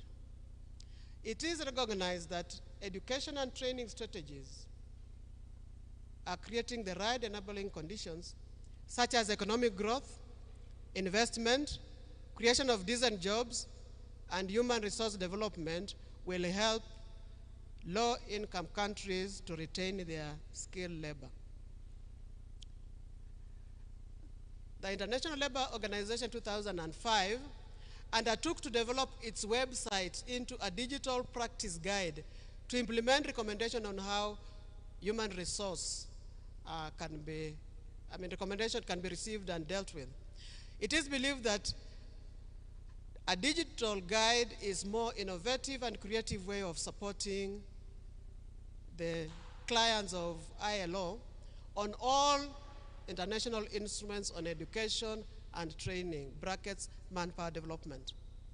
New recommendation presented in the new digital guide will provide a very useful platform for providing cooperation between countries sharing good practices. Above all, teachers are agents of change and require their competencies to be strengthened through the introduction of principles and topics of global education into the teaching line with the new curriculum development. Pursuant to the snapshots and global education and manpower, I submit that there are some glaring gaps that have emerged which should receive some attention if equity and fairness is to be achieved in what we are calling global education. Number one, when we are talking of global education, many countries are focusing on their national issues.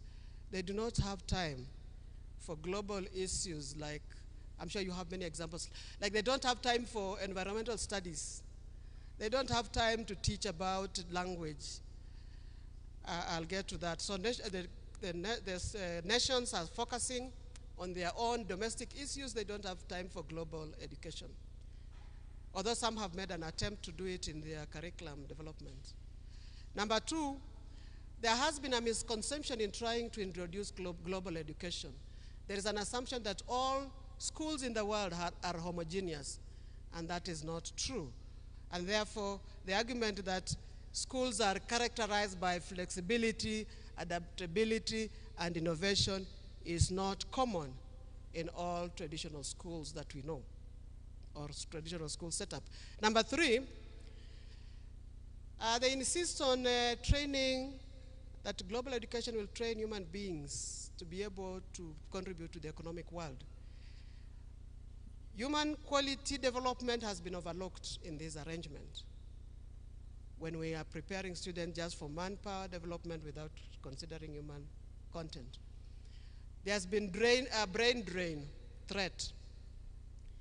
Global education focuses on people being versatile so that they can go and work in other parts of the world. This migration of labor is happening particularly in low-income countries. You've heard of nurses going abroad. You've heard of doctors going. You've heard of IT going. That is brain drain, and we are left with nothing in the low-income countries. 5, new form of cultural imperialism. Global education insists that we must, children must be taught skills that they'll apply in the competitive, information-based society, which is, this is a new cultural imperialism, because children will now focus, many children, I'm sure you are seeing it in your homes, that children are so engraved in those technological advancement, you know, the TVs, the mobile phones, etc., that they can hardly now speak to anybody, or even their own languages. Number 6 is a limited range of teacher knowledge. Many teachers, there was a study that was done in the US. Many teachers are limited in their range of knowledge around global education. It's not just only the third world. In fact, when they talk about global education, teachers feel like it's an add-on. It's an unnecessary priority. They have other things to do. Number 7, marginalization of mainstream education system. Global education emphasizes competency-based curriculum, which tends to marginalize access to knowledge within mainstream education system. You have seen it at home. We are talking of competency-based curriculum, and we have seen the repercussions. Number 8, commercialization and commoditization of education. The quality of education has not only been made accessible to those who can afford, with the most marginalized children and the youth often disproportionately affected. You have heard of our CBC, isn't it? Many parents are now shifting from CBC to go to IB. You know the reasons? Commercialization and commoditization. Devolution of indigenous languages. The hegemonic influence of Western language of instruction, which is English, and many others, has devalued and marginalized indigenous languages, knowledge, and cultural identities. In fact, these days we are craving to learn Mandarin, isn't it? Yes, that is globalization at the expense of our languages. Why can't they say we should also be taught Luya so that we can communicate at any level? 10, unevenly distributed benefits. This one was a concession that UN even recognized, that schools in third world, like we talk in middle level, in a low income and middle level economies, are experiencing inequalities when it comes to the implementation of this global education. Lastly but not least, there are possible areas of understanding and collaboration that can be looked into as we talk about global education and manpower development. The UN has considered that although global education offers opportunities, Its benefits are unevenly distributed, particularly in countries with low and middle economies. So as you deliberate, you may wish to consider the following issues for further interrogations. Number one, re-examination of strategies that make the adoption of global education adaptable. Number two, lobbying for a participatory global education curricula devoid of homogeneity so that they don't assume schools are the same in third world, and that will require recontextualization. Three, leverage the ILO portal. ILO portal, you can make recommendations, education and training for manpower development with special focus on teacher knowledge around global education issues, and you can interact and have a discourse on these issues as academicians. Developing concept papers for research around emerging issues on the implementation of global education and the uptake of intended knowledge, skills, aptitudes, and values, including those intelligence they were talking about. And lastly, to conclude, in conclusion, it is notable that some countries have established networks that promote globalization. Globalizing education. For example, the Partnership for Global Learning in Asia Society Network focuses on increasing the number of schools that integrate international knowledge and skills throughout the curriculum so that students are globally competent and college ready, and raising awareness about the importance of global education through policy and provide resources about the world. Secondly, similarly, Longview Foundation for Education in the World Affairs and International Understanding, which has been working to support international understanding among the youth in the USA, believes that all students need the opportunities to gain broad and deep global knowledge and language and intercultural skills to engage effectively with people around the corner and around the world. It further supports agencies that promote international education for the youth and programs and research that provide strategies for teachers to integrate global perspectives into their curriculum. In which league are you playing? In which league are you playing? Thank you very much.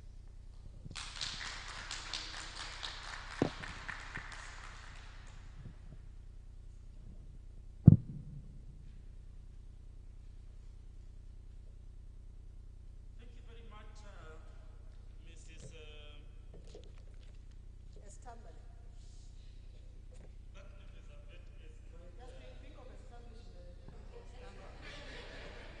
Thank you so much. I think that was a topic well chosen and fitting the speaker. It is quite educative. It is quite interesting. So at this point, I would like to call upon Madam Dr.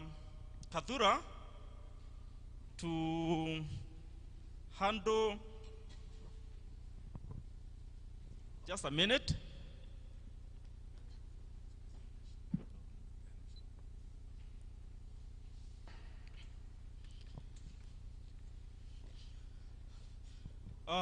Sorry, I'm being reminded that due to the time constraint, it's good we go to the next speaker so that we can handle question and answers for the two speakers together.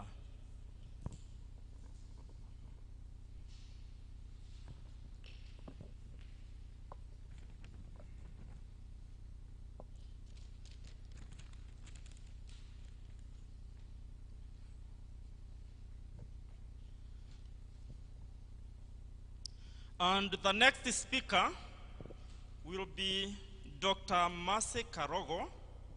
Dr. Mase Karogo is also a guru in her area of specialization. Madam Karogo is currently a member of the University Governing Board of the Management University of Africa, has been a deputy director of the Kenya Institute of Kenya Institute of Curriculum Development, and has been heading that department of research services. She has also acted as a CEO in the same institution. She is a former acting CEO of the Kenya National Examination Council, has Master of Science degree in entrepreneurship. She is also an educator, having gone through education system for economics from the University of Nairobi, among many other endeavors. So kindly, let's welcome Dr. Mase Karogo with a hearty clap.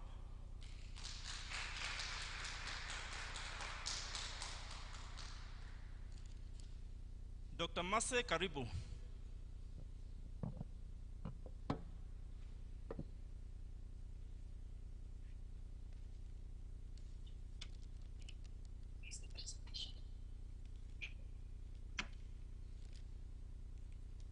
I'm just going to the presentation shortly.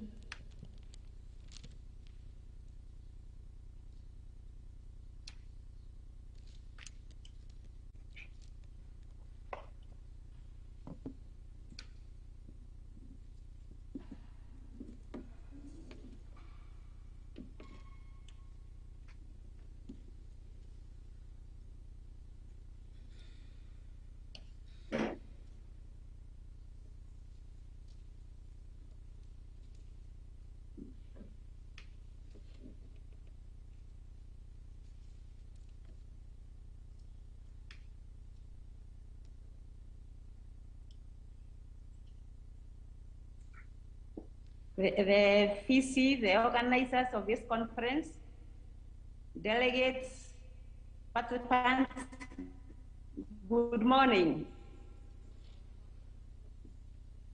I want to go straight to my presentation, and my topic was on global education, model of schooling, and in particular reference to our competency-based curriculum model.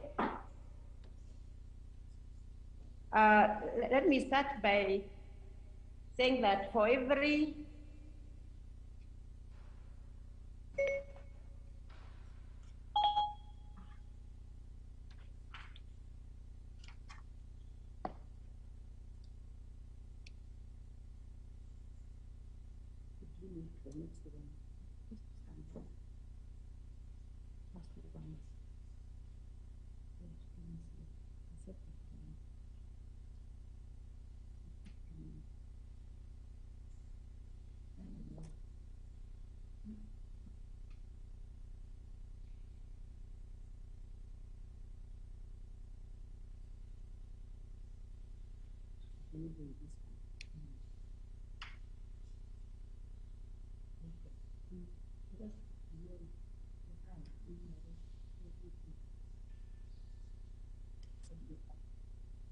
Okay.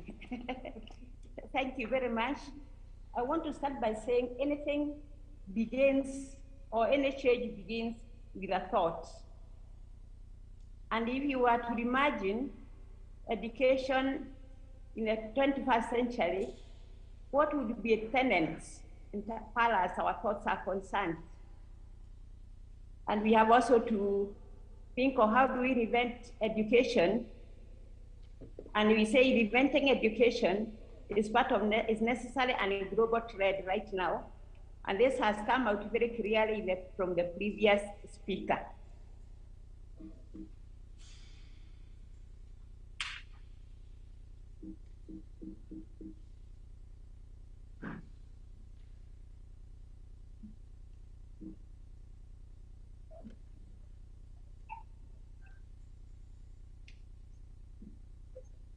And if you look at education per se, it's not a local concern, but a national and a global concern. And even as the world has witnessed fast advances toward globalization, a technology making life much easier, The education remains steeped in its 19th century objectives with the old practices. And we have hardly scratched even started what is in the 20th century. And we should ask ourselves, why is change now necessary? And we must not forget where we are in the 21st century. We are just a few years to come to the end of 21st century when we have not addressed issues of 21st century, 20th century. So this becomes very urgent for all of us in the education sector.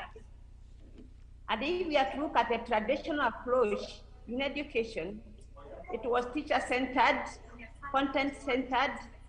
It does not give the learner opportunity to explore and benefit from experiential learning, and lays heavy emphasis, as we have seen in this country and others, on standardized tests and the siloed subjects. And this approach has failed to prepare our youth for tomorrow's challenges and responsibilities. And we have to be very sincere with ourselves. It has failed to prepare the youth for today's challenges and responsibilities. If you look at recent studies from leading education institutions, such as the University of Chicago, UC Berkeley, and MIT, they have demonstrated the positive impact of models that emphasize engagement as a self-directed learning over traditional curriculum and the testing. And one of these models is global schooling model. And if you look at global education, then we can see it's necessary for the 21st century learner, as our world is increasingly interconnecting every day. Our students no longer only compete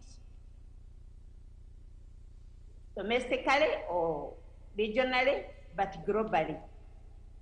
And global education enables people to understand the links between their own lives and those of lives throughout the world. And I like giving an example. If you look at the computer and its components, and where each one of them comes from. And this one demonstrates how our everyday life is reflected in the connectedness of what is happening in many parts of the world. Global education is also stimulating and motivating learners and educators to approach global issues through innovative teaching and pedagogy. It incorporates learning about the cultures, geographies, histories, and the current issues of the world's regions. Because whether we like it or not, all these issues affect individuals irrespective of where they are residing. And they also emphasize the interconnectedness and diversity of people and the histories, so that as we look at diversities, we must also appreciate the local application. Global education will ensure that student skills are developed so that they're able to engage with their global peers, and highlights actions students can take as citizens of the world. It is a lens that can be applied to all disciplines at all grade levels, as well as the broader schooling or school community. And that's why as we move on, you realize that we are also talking about community engagement and involvement.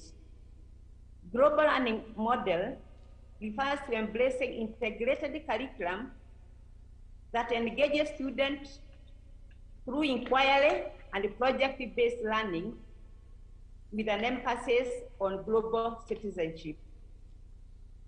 And in this, we must ask ourselves this question: who is this global learner we are referring to?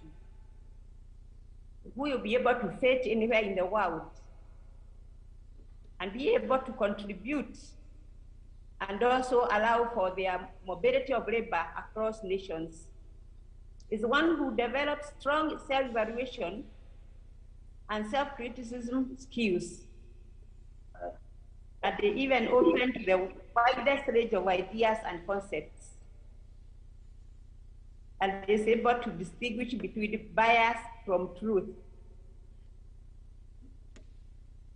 This global learner draws on knowledge from sources outside of their country, and they interpret it without country or regional bias. And is the one who can direct their own learning and has accumulated a reservoir of life experiences from childhood survival tactics to adult social skills and communication strategies. We must remember that earlier because of the environment, folk grew early in the 19th century. There are some survival tactics that were unique then, but they must be brought to the current scenario to allow the current learners develop them that will suit the current century. They also develop their learning by upskilling or skilling. If we observe what is happening today, in the next 5 years, we are not able to tell what will be the skill requirements. And for that, people will be required to reskill, upskill, and even at some time being skilled so that they are able to get the new skills. And they should be able to view challenges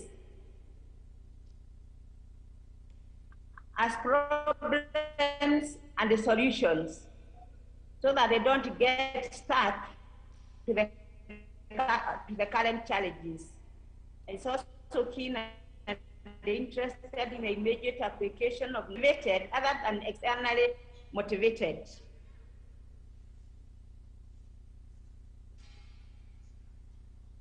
And the global education gives learner experiences that prepare them to engage the larger world with greater confidence, thoughtfulness, and empathy.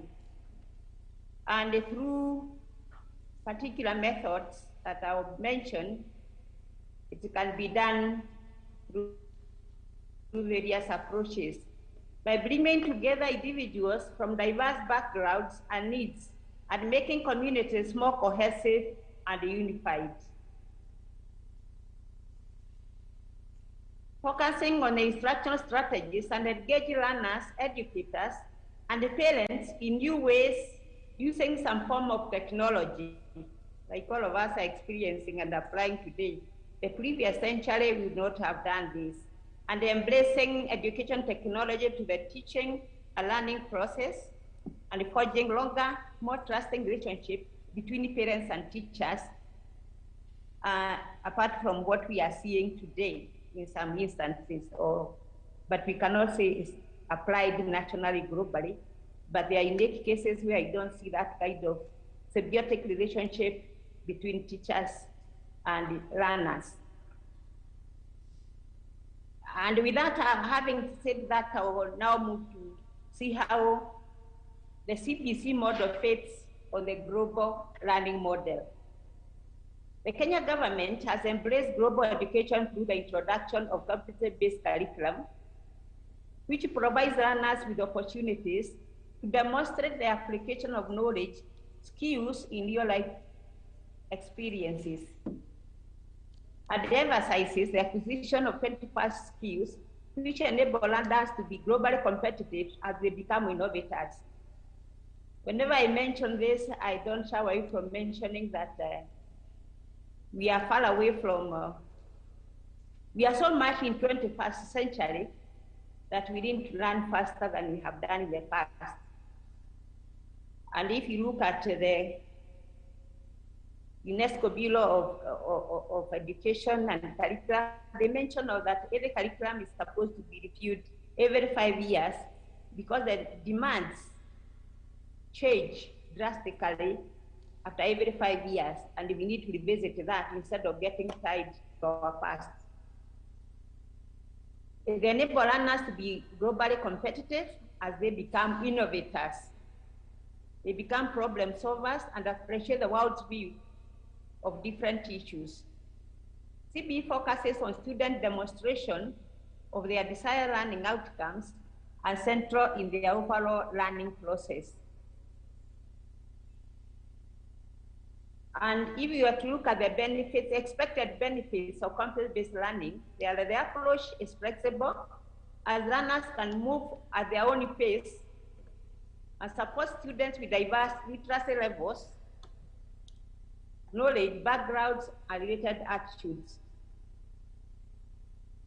And the students are far much better prepared necessary skills to succeed as adults. And of importance is that it allows students to take responsibility of their own education path. If you have to look at the CBC, its context and rationale for the curriculum, what guided was the regulatory documents and some laws. And one was to align it to our mother law, the Constitution of Kenya, the Vision 2030, section of paper on reforming education and training in Kenya. A summative evaluation of the 84 of education was carried out in 2009. There was also Kenya Institute of Curriculum Development that needs an needs assessment survey in 2016. And we also have the East African Community Protocol, which Kenya is a signatory. And although it has not been finalized, Kenya has been working very closely with the East African community to ensure there is harmonization of the curricula to allow for mobility of labor of the human resource that leave the education sector. And I had alluded to this when I mentioned about the global standards. UNESCO standards recommend that curriculum should be reviewed after every 5 years because of the change of the environment, the dictates, the demand, and the skills requirement.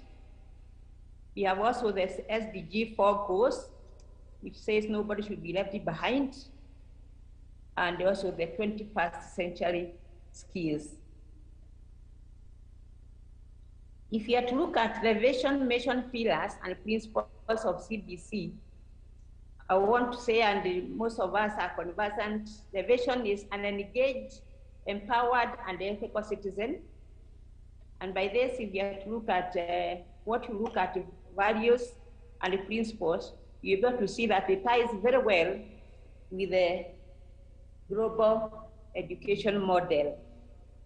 And the mission is nurturing every learner's potential so that it allows for every learner's needs to be addressed and to develop every learner's skills and talents so they are also able to contribute in their own way and earn their own livelihood. And if you look at their various paradigm shifts, and the major one is it will be learner-centered pedagogy. It also has key inquiry questions because we need to develop learners who have an inquisitive mind so that they don't take things at the service or at value level as they see it. Is to bring in learning experiences. And of importance, we mentioned assessment methods so that those assessment methods, when they are applied, they are able to bring where collective action or targeted interventions are supposed to be made. And the key pillars of the CBC are values. And all of us, without saying much, we know values are standard that guide how we behave and how we respond to issues. And the values underpinning this curriculum are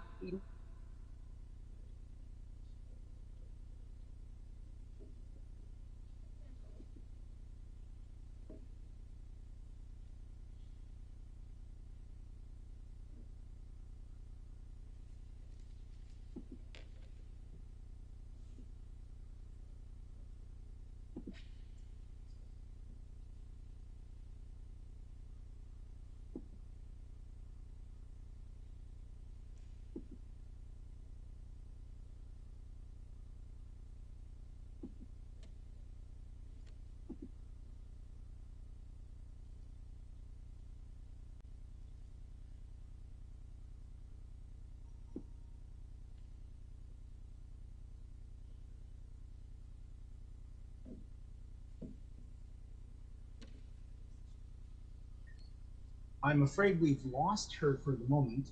We'll just a moment, and I'll see if we can reconnect her.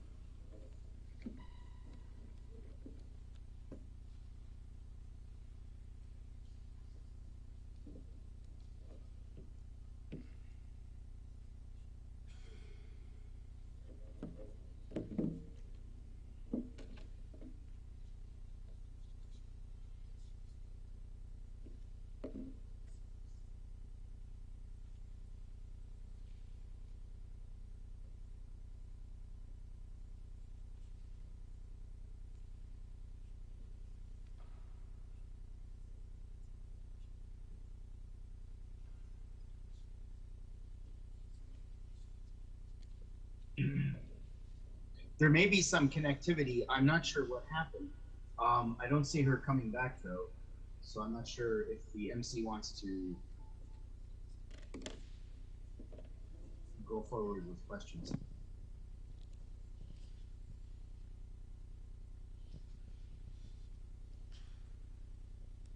I'm really sorry for that small hiccup.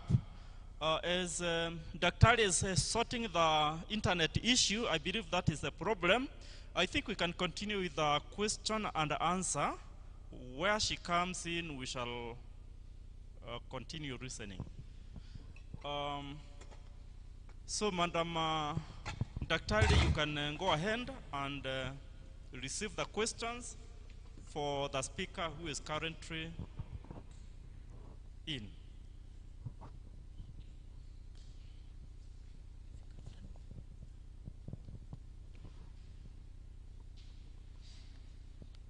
Good afternoon. Okay, it's a very good morning. We have heard two great presentations in the field of education and on global education. So we are going to continue with the question as we wait for Dr. Mercy Karogo to be back to finalize. So we have been sitting all the way. Can we stand up for a moment?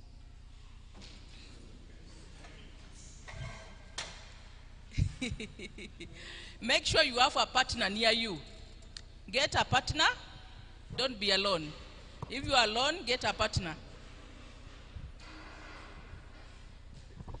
We can request the presenter to have a seat so that you can take our questions. Make sure you have a partner.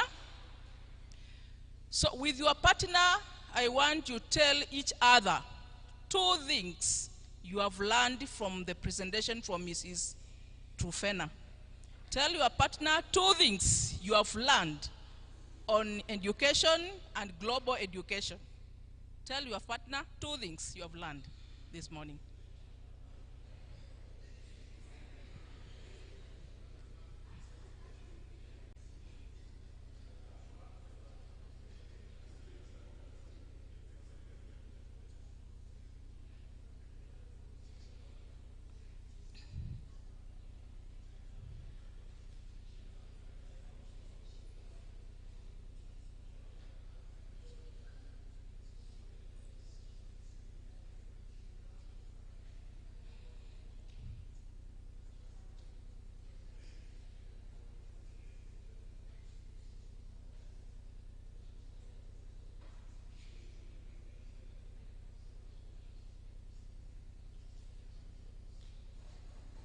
Okay.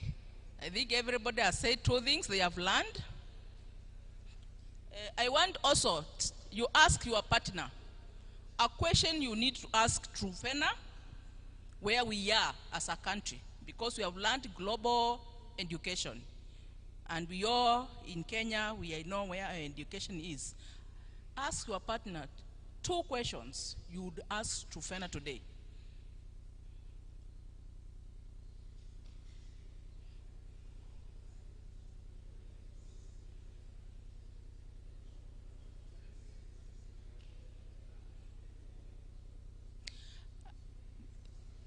And I will start with our registrar. Which question would you ask Trufena today?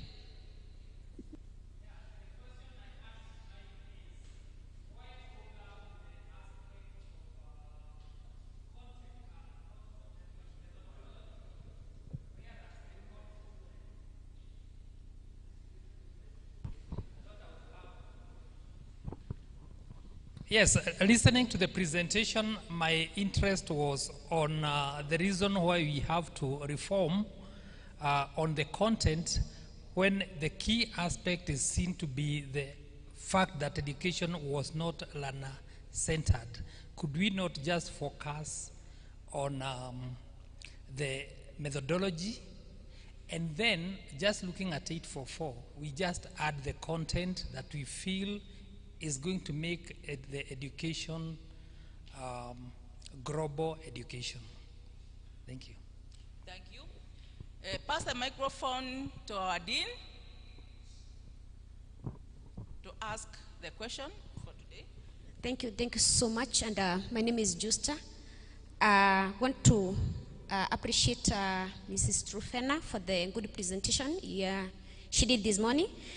Now, I also need to recognize that she took cognizance that relevant players have been experiencing a lot of challenges in addressing the pertinent issues related to global education. And in relation to that, my question is, do you think the government, and this case, talking about the KICD, the Commission for University Education, has done enough to ensure seamless uptake of CBC into universities? And do you think also universities are ready for this CBC in the next 4 years? Thank you. Thank you. Pass the microphone to our student with Madam Auro.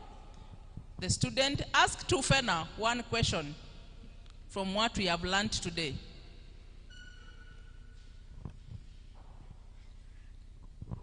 Thank you very much. My name is Ruth Kerubo. I would ask, what if we improve the CBC system? Maybe we add some improvement things so that we can continue with our 844 system. Thank you. Thank you. To have the 4th question, give our VC to ask question to Mrs. Trufena or a comment before Trufena comes on board to respond to those questions. Thank you very much, facilitator. I don't know if you knew whether I have a question or not. But first of all, I want to appreciate Madam Mrs. Trufena for the presentation that she has done. I'm not sure if you presented anything on CBC. I can hear a lot of CBC issues coming in. But CBC is contemporary, and it is important that we sort of address the issue of CBC. CBC has been sold in this country as a solution that is coming in to ensure that education is student-centered. That is number 1. In the process, it requires a lot of time from the teachers themselves and also the parents to be fully engaged. Because if you look at parents, particularly the ones who are handling the lower grades, they are all the time looking for some things like either ants or grasshoppers, to take to school the following day. So parents are fully engaged, and similarly teachers are also fully engaged in this regard. But what concerns me and indeed other people in this country is the amount of resources that are required to ensure that CBC is successful. And we know that any system is as good as its implementation process. So the question I ask is Kenya really ready for CBC? And do we have the resources that are necessary? When I ask about resources, I take cognizance of the fact that a Kenyan child, whether they are in remote locations of this country, for example, in Vanga, there's an island or a port city, a port town area between us and Tanzania at the tip. On your way from Lunga Lunga, then you go down there, you get a place called Vanga. It's very, very far away. And when you go to Mandera, you also find our border with Somalia. When you go to Turkana, you also find our border with South Sudan, a town called Nadapal. And when you go down towards Uganda, you also find another town called Busia. These are very far-flung areas indeed. And then, of course, you have the cities, the towns, and so on. So the resource requirement is very heavy on CBC. Is Kenya ready? Are we in a position to actually implement CBC equally throughout the country so that every Kenyan child can be able to benefit from CBC? Thank you. Thank you. You can all get seated. Trufena. Yeah, come over. You can respond to the two questions on your side. Also, you can help the one for Mercy. Okay. Thank you very much for those insightful questions. And I think all the questions you have asked have a common denominator. Question number one, I'll put it short. You are asking, why bother on reforming education? Why don't we just add themes? I mean, why don't we just add curriculum themes onto what we already have? And I think that question relates to what, it's not unique to Kenya alone. Many countries are experiencing exactly that, even the high developed or the high income countries. Teachers are asking, why do we need to teach global awareness in the curriculum? Why do we need to teach about global finance? Why do we need to teach about economics of the world? Why do we need to teach business and entrepreneurship? Why do we need to teach civil literacy? Why do we need to teach health literacy? What your question simply means that we need to have a mindset change.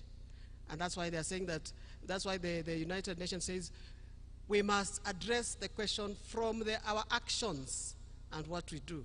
So for us to be able to reform our education, particularly the CBC, what the common denominator I'm talking about that comes into play is teacher-parent participation.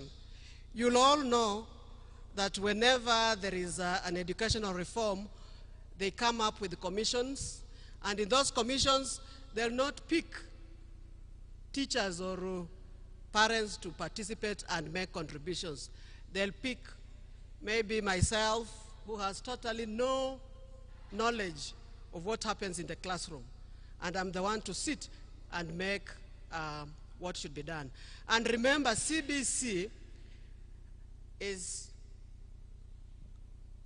competent-based. And you have seen the inequalities. The Vice Chancellor, in fact, was answering the question for me. You've seen the inequalities that we have all over the country. I don't know if you have been looking at social media sometimes, where they are showing children swimming in dust. They are being taught a competency of swimming. So where are the facilities? Where are the infrastructure? Where are the resources? Where are the teachers? The teachers do not even know what we are talking about when we say CBC or when we talk about global education. So what I'm saying in this question is we must address the teacher first and foremost as a participant to make contributions that will bring about a curriculum that is acceptable, a curriculum that is not thought of as homogeneous. Like when we talk about CBC in Kenya, we are assuming that all schools in Kenya are the same.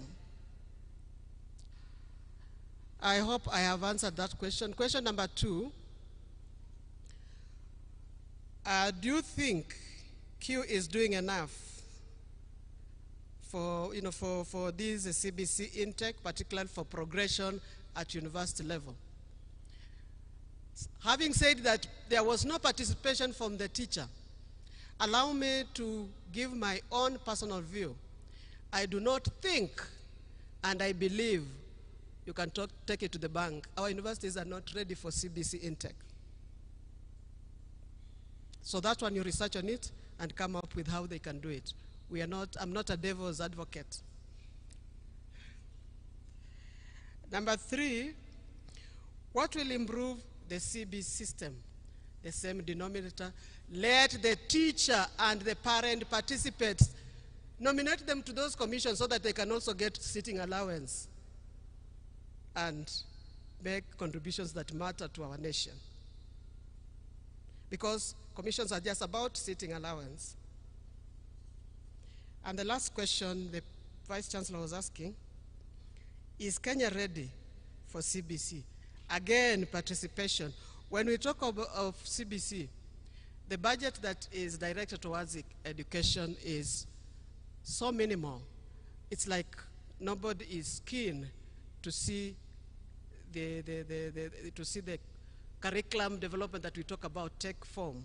And remember, when we talk of CBC, CBC is what is referred to as global education, that you have to learn about openness, interconnectedness, empathy, all those things. Does our nation have the patience? Do our leaders have the mindset to manage this CBC? We'll see after the commission that is going to be appointed in this government comes up with its resolution. Thank you very much.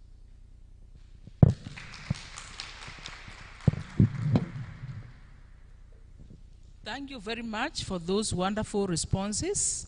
We are just, because of time, going to take probably one closed question from our quality assurance Gladys, and any other person who has a question to ask is open now.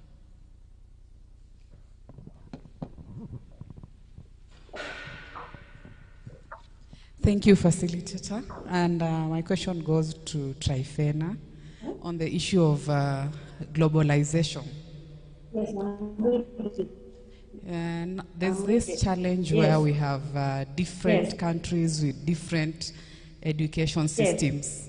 Is it possible, will it ever be possible that we shall have some standards or policies that may apply in our education system, in that if someone has studied here in Kenya and maybe goes to study somewhere else, there is a universal standard or set of policies that will ensure that the quality of education from one region is at par with the the quality of education from another region in the world. Thank you. Okay, you can respond to that, then Dr. Masi is back so that we can continue.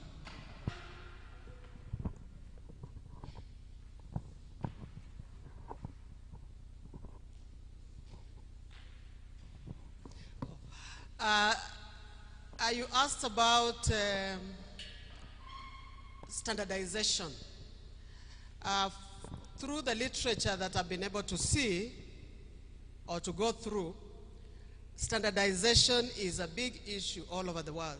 We talk of globalization, but now you are talking, you have a system where they speak German, you have a system where they speak Japanese, you have a system where they use English, and you'll find that there's no standardization in language to start with. And therefore, the content of even what is being taught, there will be no standardization, because if you are teaching about a certain competency in Kenya, in a school, maybe in my village, where will you find it in Europe? So the problem is standardization cannot be achieved. I'm not a devil's advocate. It has happened. We still have the low income, the middle income, and the high income countries. Countries approach issues according to their priorities. We have our priorities, but we may want to say we are global. We are not. Thank you very much. Okay. Thank you so much. So, Dr. Mercy, the floor is yours. Welcome. Thank you very much. I didn't know, apologies, I didn't know I was talking to myself. Sorry. But I was at a point where I was discussing the vision, mission, and pillars and principles of CBC. Let's say the vision for CBC is an engaged, empowered, ethical citizen. And the mission is nurturing every learner's potential so that no one is left behind.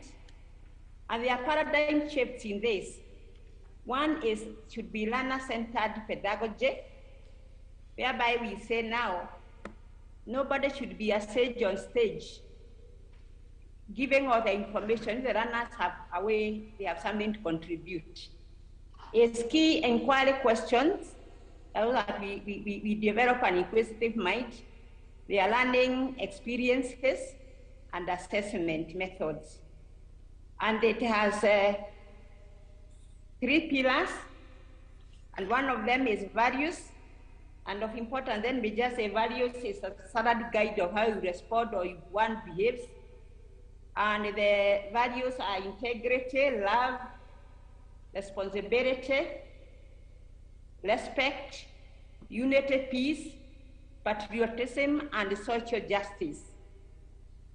Then the principles of competence-based curriculum is opportunity, excellence, diversity and inclusion, parental empowerment and engagement, community service learning, differentiated curriculum, learning strategies. And all these are based on various theoretical approaches. One of them is theoretical design theory, Piaget's socio-cultural theory, Gardner's multiple intelligence theory, and Piaget's theory of cognitive development. And the components of CBC curriculum design is designed to provide the opportunity so that education itself achieves the national goals of education, which are well enumerated in the policy documents, the section of papers, and its acts, and the general learning outcomes. And these are broad statements that justify existence of a given level of education. And these levels of education in basic education are early years of learning, middle years education, and senior school education. And we have essence statements per subject. This gives rationale for existence of a particular subject, as these subjects vary per every level of education. And that is organization of basic education. I think all of us know that according to our constitution, basic education is a right for every Kenyan. And if you look now, we can look at the models of learning, or modes of learning. And learning is no longer restricted to classroom. This is an era of e-learning that has broadened the horizons of how students acquire and utilize information. And these include online learning modules, live webinars, audio stroke podcasts, classroom sessions, combining a variety of learning modes so that we were able to bring out the desired competencies of the learner. And like I said, all these are based on the theories. And then where we come now to ask ourselves about looking at the universities and the education is a continuum, and one level involves the other one, and to appreciate what are the entry behaviors. You don't get less CBC. Yes. University will need to align their curriculum competency-based learning for the course to be relevant to the world market. and it should be versatile and it keeps changing every single day. That's why we look at any curriculum. Now, if you look at many other countries, they are saying a curriculum or a program is a living document that can be changed depending on the needs and expectations of the society. And we also have development of general competencies using a wide range of sources of information techniques, such as subject matter experts, high-performing students, educators, textbooks, articles, and resources. There are many sources of information. And the universities need to establish competency standards and assessment rubrics for each level or for each program in a way that you can measure and is in a quantifiable manner. And it's important for the universities to find out what works out for each of the learners. And that's why you find that if you look at the program, any program of learning, it does not talk about learners, it talks about learner because each learner is unique by themselves. Creating learning experiences, and this means using multiple ways to demonstrate these skills to make sure that the products of assessments are varied and match the interests of each student.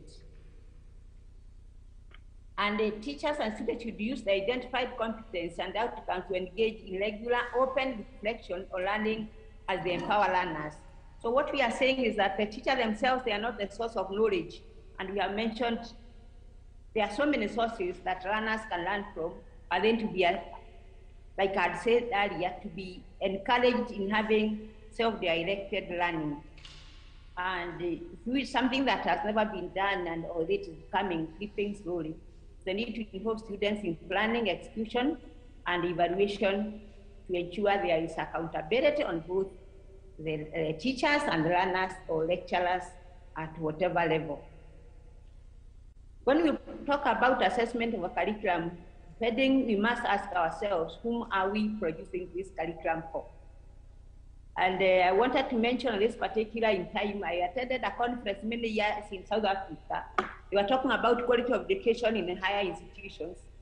And what came out is that professors can no longer be kings in the classroom because they are going to be evaluated by the industry, by the would-be users of the skills that are coming out.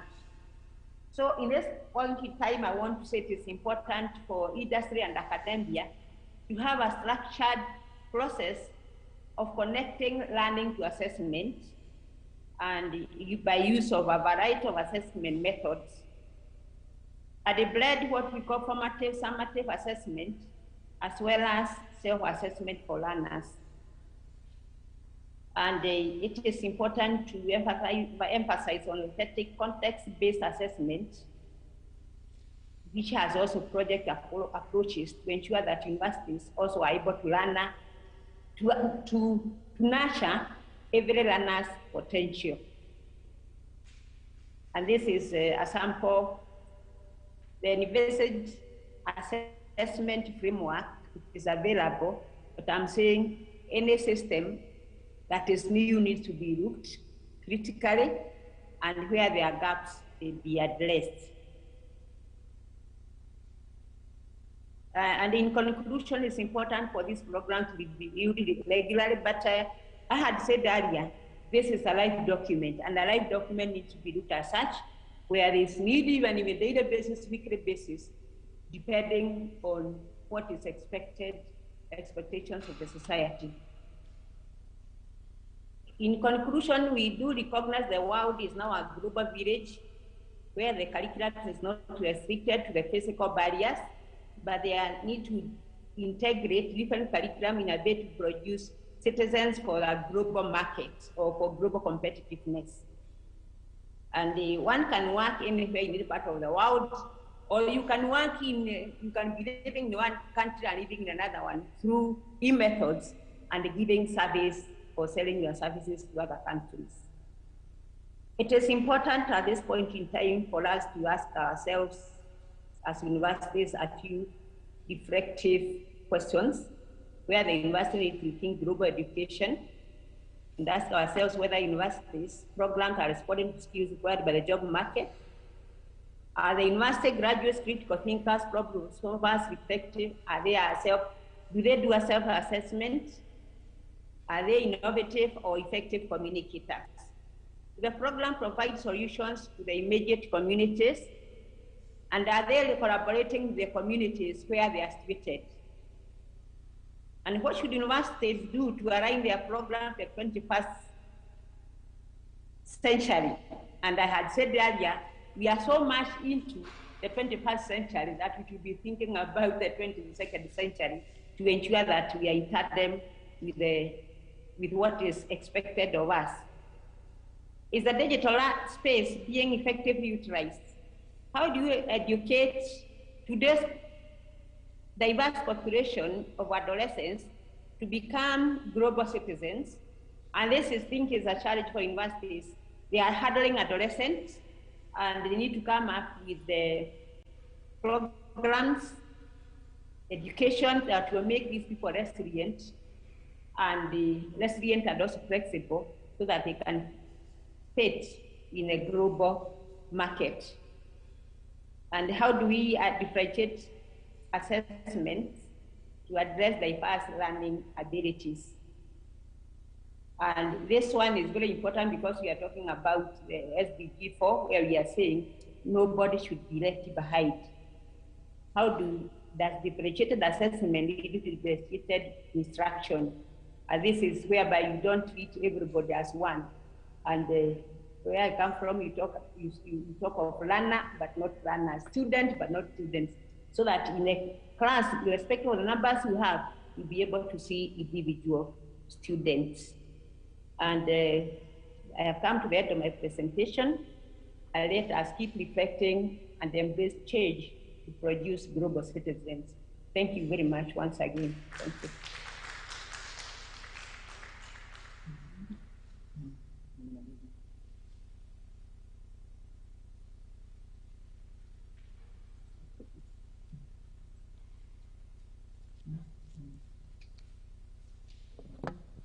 Thank you very much, Dr. Massey, for that wonderful presentation on the issue of the CBC and the reform of where we are as a country and how ready we are. You have a question from our online participants. You can check on the question. Same to Professor Miller. There is a question for you online. Check on it so that you can be able to respond. To the physical participant, we need a question, any clarification from the presentation of Dr. Massey Karogo. Faculty, can I get a question for Massey, especially for the university preparedness?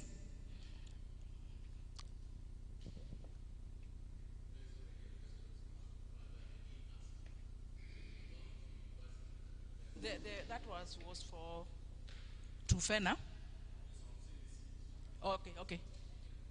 The what?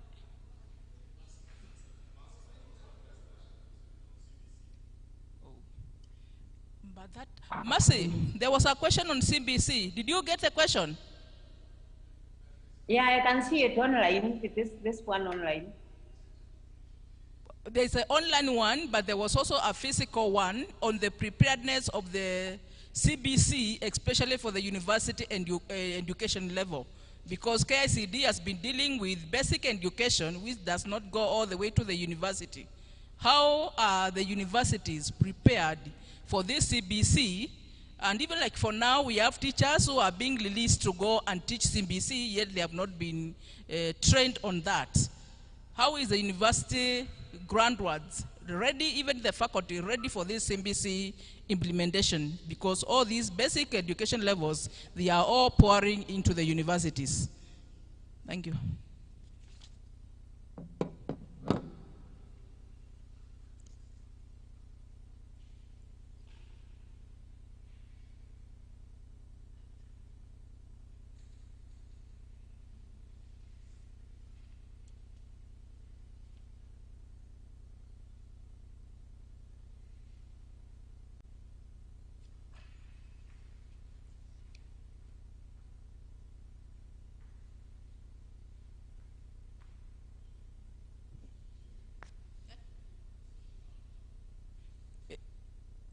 You are muted. Thank you very much. I think that's the preparedness for universities. Maybe I just want to mention that from the onset of these programs, when evaluation was done for 844, there was involvement from the universities. From the time the curriculum was decided, there was involvement of the universities. However, what we need to ask ourselves here, and that's an answer for universities, is whether they have been able to look at the policy documents to see what role they need to play. Otherwise, in all stages, if I remember when I was at KICD, we used to have university being involved at all levels of the curriculum development. And towards the expectation, I'm saying towards the expectation that whatever was coming out was flowing back to the university to be able to prepare for the universities to be able to release teachers to go and implement CBC. But how prepared they are, that's a question I may not be in a position to answer. I think it's for universities to answer. But there was adequate involvement, in my view, unless it didn't flow properly to the faculties of education and across all levels of the university to ensure that they know what cohort they are receiving from the secondary schools, but that one they have not received. But of importance is to know how much they are prepared to deliver that curriculum. But I can say this, that there is a lot of training that's going on in schools to ensure teachers are prepared to deliver the CBC curriculum. And that program has been given to universities to ensure the in-service teachers.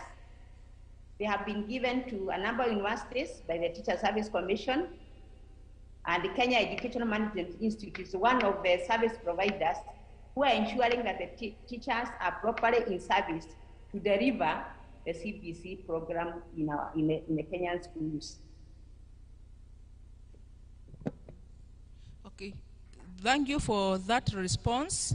Luke, online, your hand is up. Please, you can ask your question.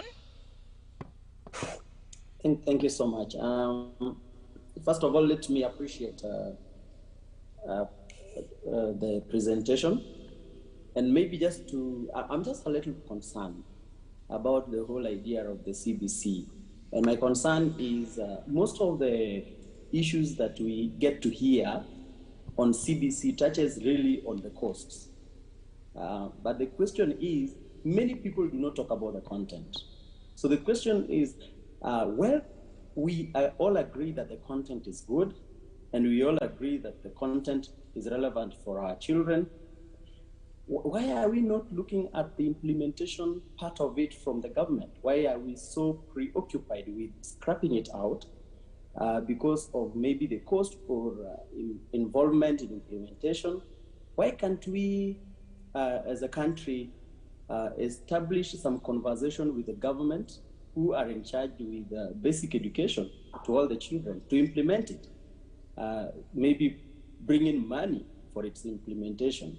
So that is just my concern, that people are not talking about the content, people are talking about the cost. Yeah, thanks. Okay. Before you answer that, let's have Dr. Murithi Degwa is online also for a question. Murithi Degwa, ask you a question.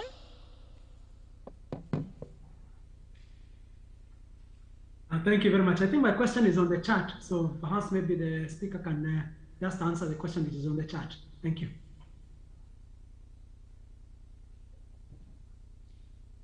Okay.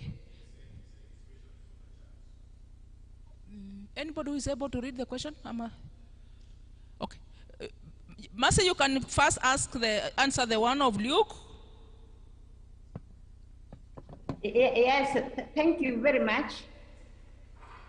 the one on the implementation, I think I want to say that, yes, people have talked about the cost, and I think that's why the matter, even the president has taken it over and has said they are going to look at the matter. And to say that any new curriculum has its own challenges. And that's why even I can say we visited Korea a few years back and we realized they had developed their curriculum for 2 years and they were just trying it out.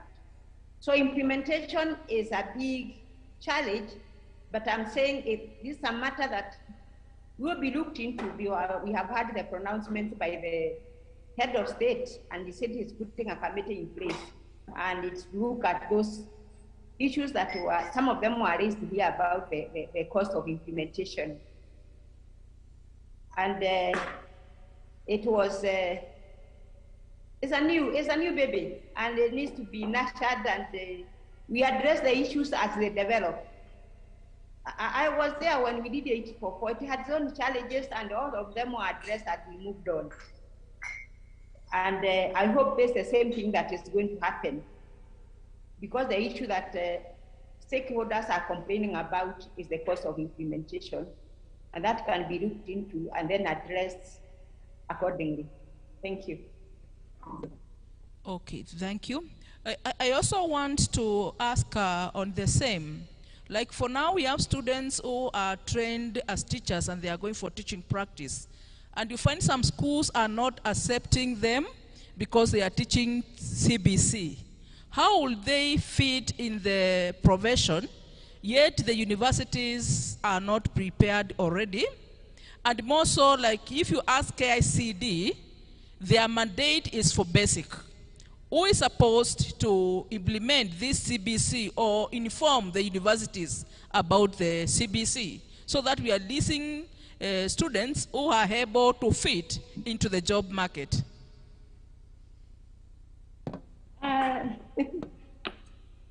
There's one thing I believe, universities are research institutions. And this conversation, when it was started for CBC, universities should have put their best foot forward. And like I said, they were fully engaged. And that's why we realized that even teachers are being in service. What I don't understand, and I've heard it for the first time, is that there are schools that are not taking teachers who are going for teaching practice. I know there was a module that was prepared by KICD so that the current student trainees in teacher training colleges were taken through to allow them fit and deliver the new curriculum. So I think unless there is a gap between the theory and practice, I know that such kind of module was developed. For the universities, even during the steering committee, we had universities there and they were involved. They also came and gave their own submissions. Unless what we need to ask ourselves now, and so we need to ask ourselves that question, when universities said a particular lecturer to be part of their panels, how does that information flow back to the university system to allow them be part and parcel of it, rather than that information being resident in a particular person? Because I remember there was a meeting for the deans of education, and I thought that was an appropriate channel to ensure this discourse was felt in the universities. Unless there must be a gap somewhere, and we need to ask ourselves, how should that information flow? Because KICD is involved. Even when you look at the council, we have people from the universities. So I think we need to ask ourselves whether the channel that is being used is the right one, or how should we ensure that there is a continuum between what the KICD does for basic education at universities, to allow universities also pick up from there, so that there is safe learning for the students as they leave the basic level of education during the universities. Okay, thank you. We can address the two questions online, and then we can go to the next section. Mila, you had a question online from Dr. Murithi Degwa.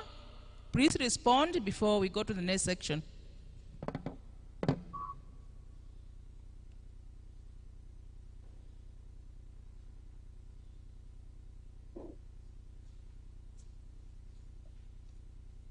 Okay, sorry, I did not see that. I did.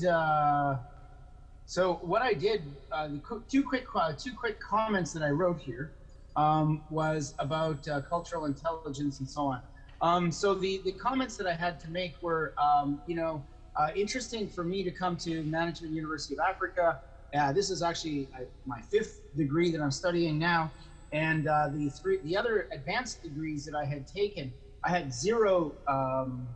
basically zero exams. So for my first master's degree, which was in Philadelphia and Temple University, we had a 5-hour comprehensive exam at the end, but during the coursework, no exams. MBA, I had from the University from Liverpool, I had no exams again. Now for the doctorate, of course, I had to do my dissertation defense and that, but during the coursework, there were no exams.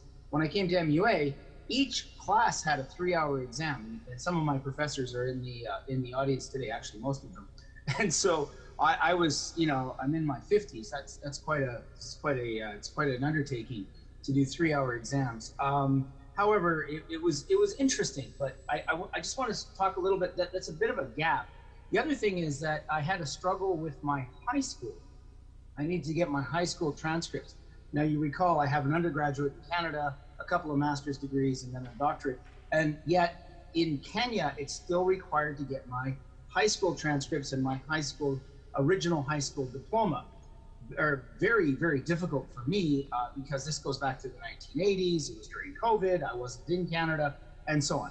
But I just wanted to make that comment. So there are definite gaps, and I'm just wondering about some of that and how that fits into the CBC, because if we're looking at that, I think it's interesting from a pedagogical perspective and from an educator's perspective, because here in Japan for master's level courses that I teach in the graduate school, we do not have exams again for individual courses. Of course, at the end there might be a comprehensive exam or something like that.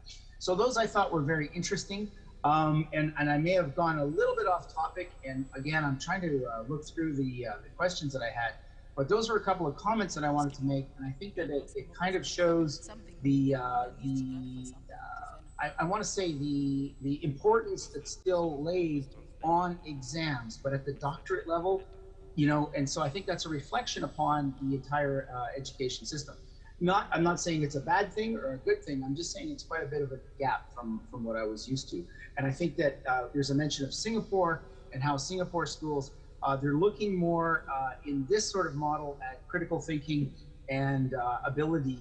So if you look at the United States, a number of universities have dropped the SAT scores. Now this is for high school. SAT is the norm reference test for high school students to try to get into universities. And a number of schools actually dropped it, although they'll start to be bringing it back. I have two teenage boys. Obviously, we're very in tune with all of that. But again, interesting how there's a movement away from examinations in North America in the curriculum. So those are the comments that I think I wanted to make. I hope that was good enough to answer. Thank you. Okay, thank you very much. I want to invite Mrs. Trufena to clarify on something.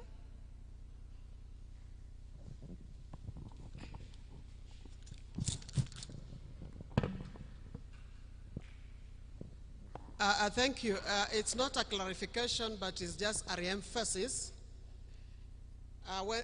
When we are talking about the effective adoption of CBC, we are trying to hide our heads away from the real fact. First and foremost, CBC is about global education. Global education is not something new. It's something that has been there. Even in African history, we had global education. CBC we keep copying things, and from what we know, CBC has been successfully practiced and is so entrenched. It started in 1640 in Finland. It is practiced in Denmark.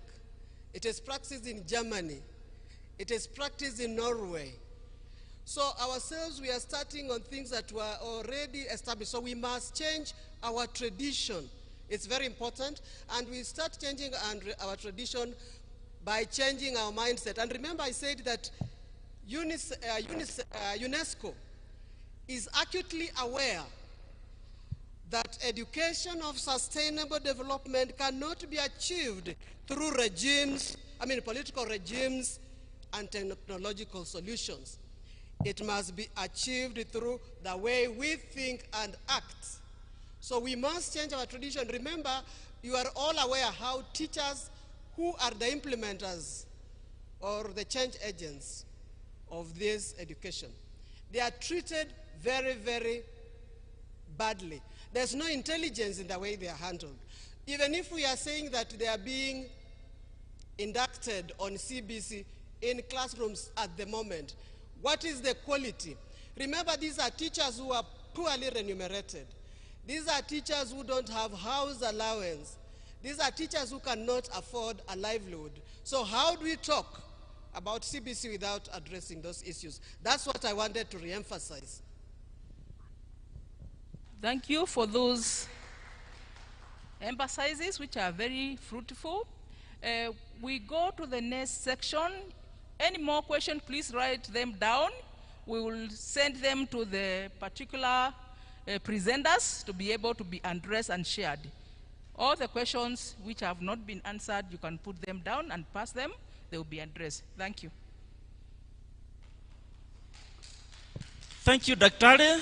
Thank you, our dear speakers. Thank you for the questions and the answers which has been given. I'm being reminded that in the Management University of Africa, we have a department called Development Department.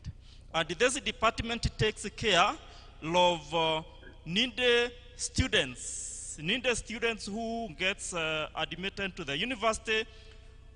They don't have, they are not able to raise the fees which is required, so they are normally assisted with the money from that fund.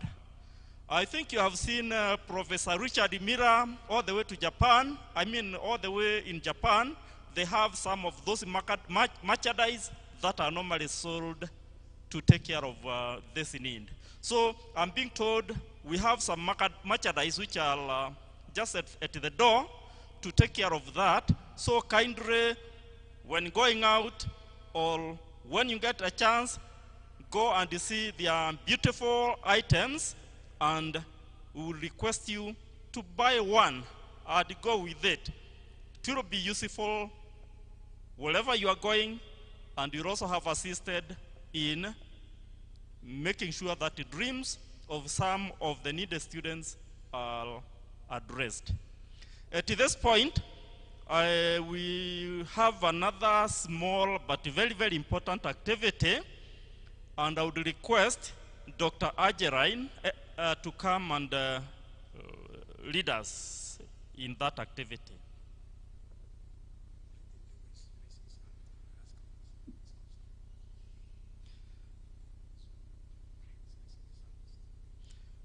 I'm being told, no, it's okay.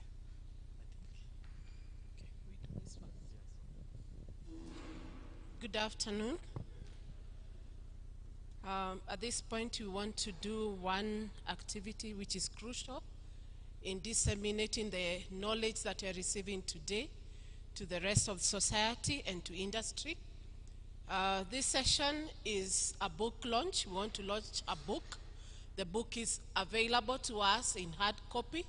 The topic of the book is Neuro Leadership. And we want to thank the authors of this book. And my task today is to read the foreword and the bios of the various authors. Now, Neuro Leadership is a book that is written by 3 authors. One is our keynote speaker, Colonel Professor Dr. Satpathy, who gave his keynote address this morning, and our very own, we are proud of his involvement in writing of this book, Professor Dr. Washington Okel, and the last author is Professor Dr. Umar Wariel. So we want to give a handy clap to our authors this afternoon.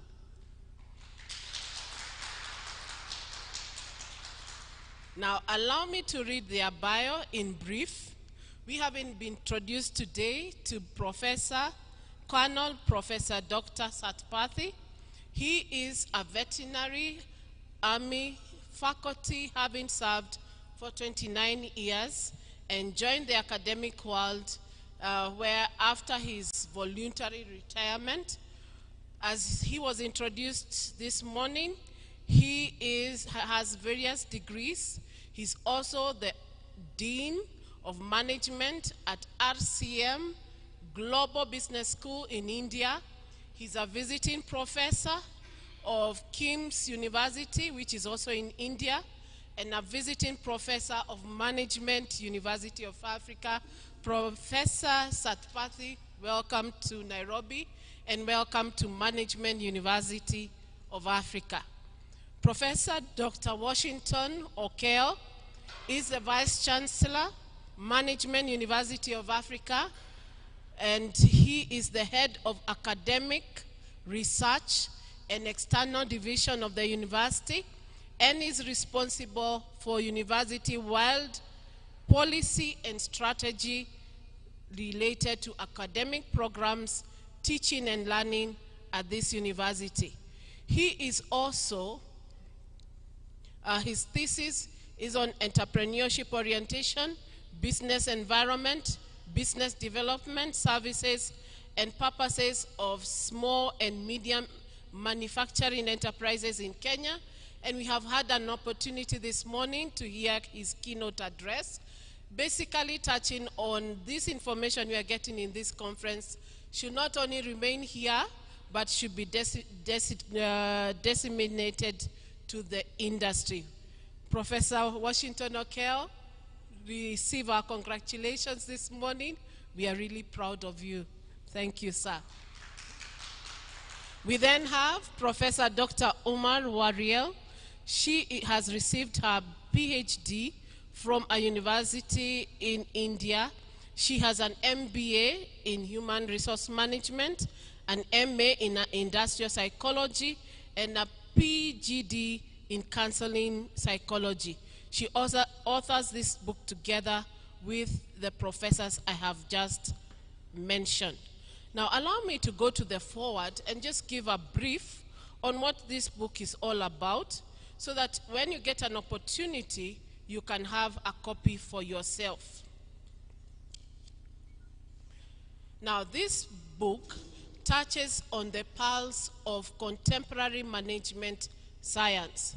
Chapter 1 represents a broad view of the whole history of classical management theories, which peaked with the human relations management developed in the 1960s, but became criticized for lack of business realm in the 1970s. Chapter 2 looks at unconventional strategies that can be used in management and leadership. It looks at theories, two theories made basically, Theory X and Theory Y. For more interaction on what these theories are about, I recommend a reading of this book. Chapter 3 outlines the problems of leveraging the concept of neuro leadership in the level of contemporary management. The main idea is positive psychology proceeds in society. Chapter 4 reviews neuro research relevance to modern management. It looks at neuromarketing, philosophy of the mind, cytotoxic and trust, and other areas. I recommend this book for your reading to enrich yourself on issues pertaining to management and leadership. Chapter 4 comes in providing a total review of modern neuroeconomics. The last chapters, which are chapter 5, 6, and 7, do a general review of all these concepts, focuses on management aids, and also focuses on education activities that would promote this concept even as we disseminate this information. So I recommend the book to us. The book is called Neuro Leadership, and we thank you, our authors, for bringing this knowledge to us. And at this point, we want now to commission the book, but also release it to the academia. And to do so, I invite the authors who are here with us. Colonel Satpathy, Professor, welcome. Professor Dr. Washington O'Kell, kindly come. What we want to do now, we want to sign these books and have them ready for commissioning and release. Karibu.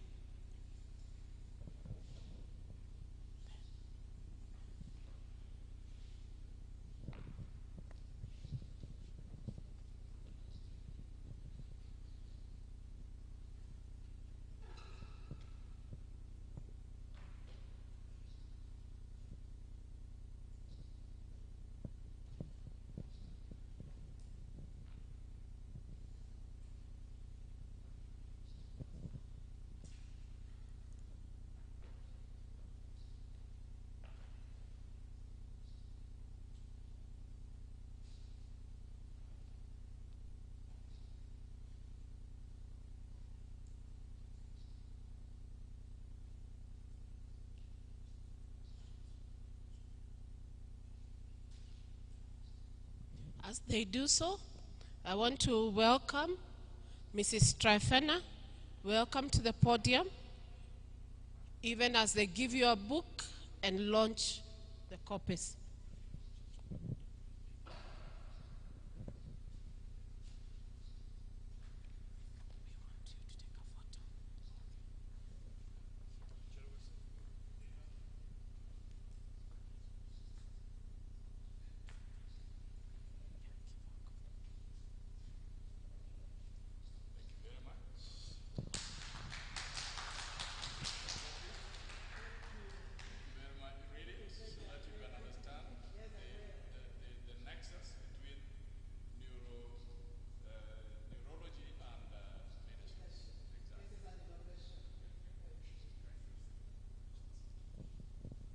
Thank you very much, Mrs. Trufena. We now welcome our DVC,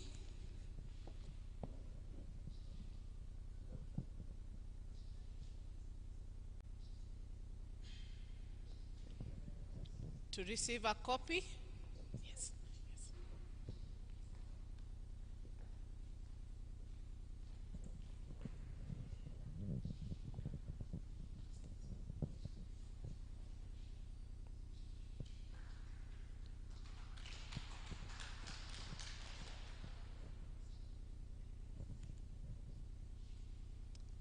We also welcome our Dean, SML.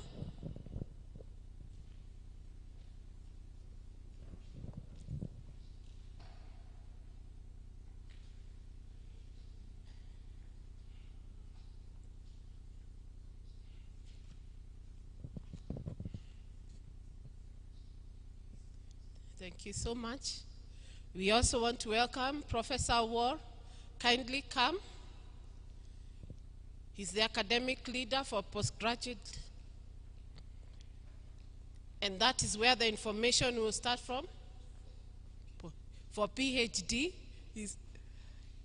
that's where the information will start from, right at the top.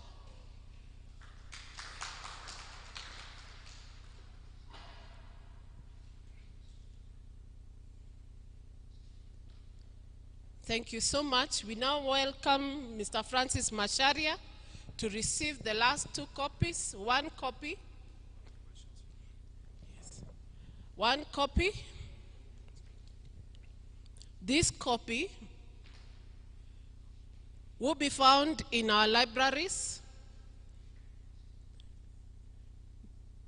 We have an opportunity to read and interact with this information.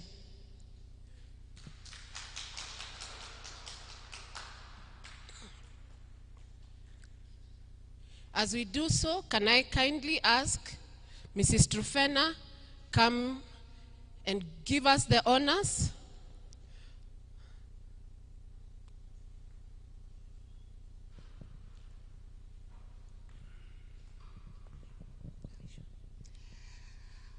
On behalf of the MUA Council and the management of MUA and staff, I now declare this book ready for circulation and reading.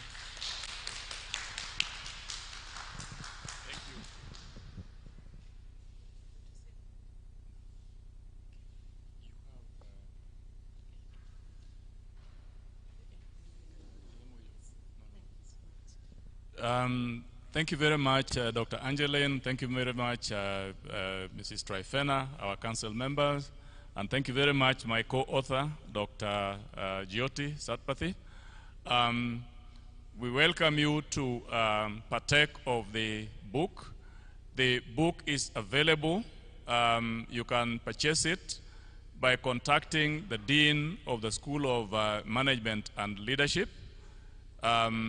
We are going to put the email address on the online system so that you are able to access it.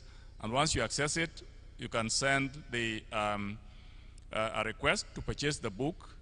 The cost of the book is only 500 Kenya shillings. And as soon as you make an order, then it will be shipped from India where it has been published, and we have you know, the publishing system or the printing system, and then it shall be shipped to the university or to wherever address that you will indicate in the email that you'll be writing to the Dean of School of Management and Leadership. So I want to thank the participants very much for the opportunity to allow us to launch this book. So I would want to invite next Dr. Angeline. I think there is a ceremony that you want us to do after this so that you can continue with that ceremony. Thank you very much. Welcome.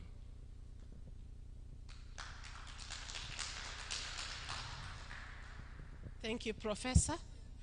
We now want to sign a memorandum of understanding between Management University of Africa and our partners who are represented by Professor Satpathy in India. So welcome, Professor.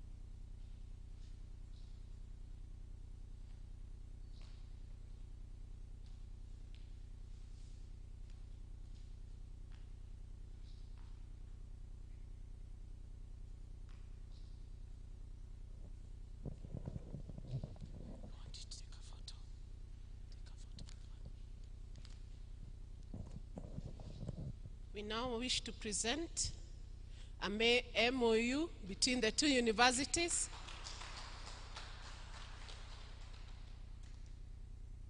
We thank you.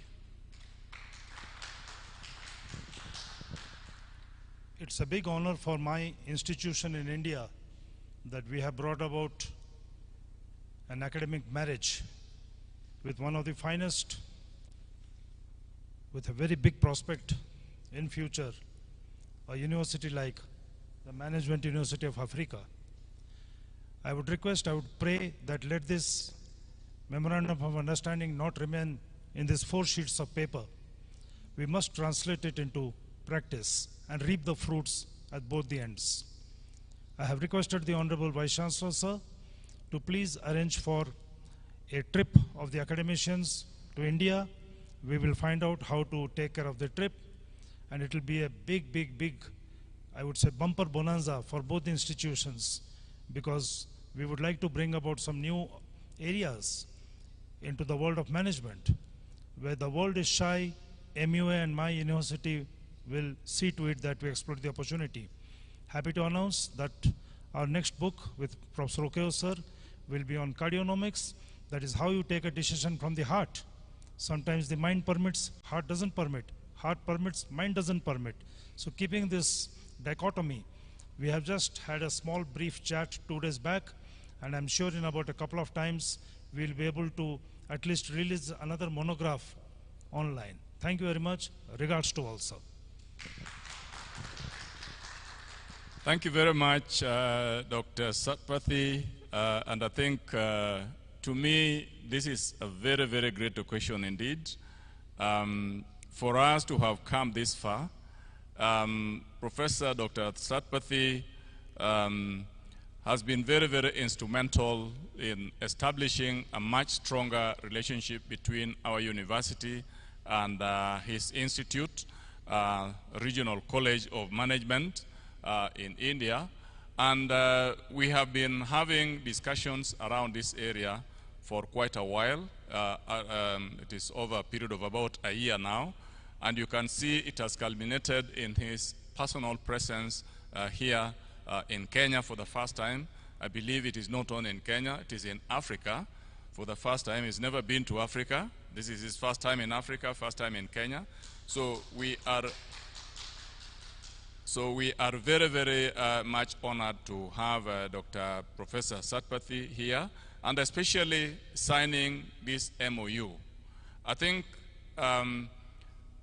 this is a culmination of that effort. So what we want to do is to see how we can implement the contents of the MOU. And if I may read to you very quickly, the MOU has got, I think, 4 pages, 6 pages.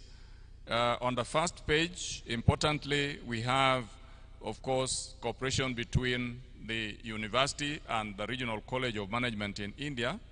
And then in section A, we have the recitals, where it explains what the university and his institute is about. And then the second section, which is section B, is talking about the purpose of the MOU. And then section C talks about the scope of the MOU, which basically explains what each party is supposed to do. And then the next section, which is section D, talks about scholar exchange. And scholar exchange, we have been discussing with Dr. Satpathy since he has been here. Some of the interesting exchanges that he would like us to engage in is hosting faculty and some students in India. Of course, you know, there are various considerations like cost and what have you. We are going to work out how that is going to happen. And then number 2, hosting also a joint conference, like what we have hosted with our partners in Japan over the last 2 days. So we are going to host another conference with our partners in India, perhaps sometime next year. I know we've been having a tradition of a biannual conference, that is after 2 years, but we are going to consider if we can do one in between, particularly next year. So that is scholar exchange. Exchange of the faculty, exchange of the students, and also hosting of the joint conference, or a joint conference, workshops, and short-term courses are coming after, at section E. I've already talked about that. And then there is the section F is talking about intellectual property, how we manage that. And then tenure and termination and remuneration, rather, and termination of the MOU, and then the validity period is the last section. So that is the MOU that we have signed today. And as you've heard from him, it is his commitment, his college's commitment, and of course it is our commitment as a university to ensure that the contents of the MOU are implemented to the letter for the benefit of our two institutions and for the benefit of our students, for the benefit of our staff. Thank you very much, Professor Satpathy.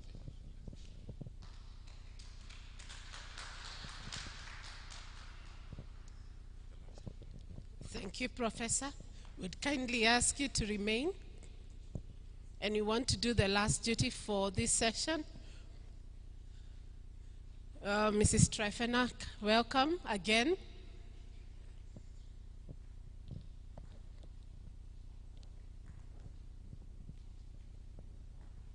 Thank you so much. This is just a small token from the university to say thank you for being our keynote speaker today and for gracing this occasion. Thank you.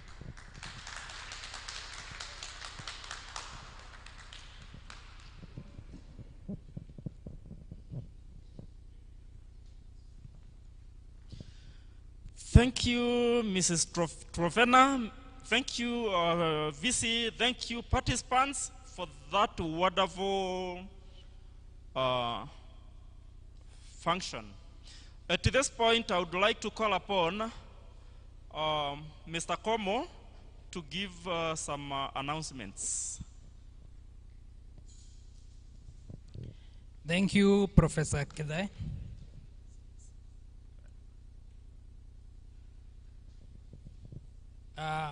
Three announcements. Number one, we are going for the lunch break, not necessarily lunch, but for break, depending on the time zone. The second thing, I would want to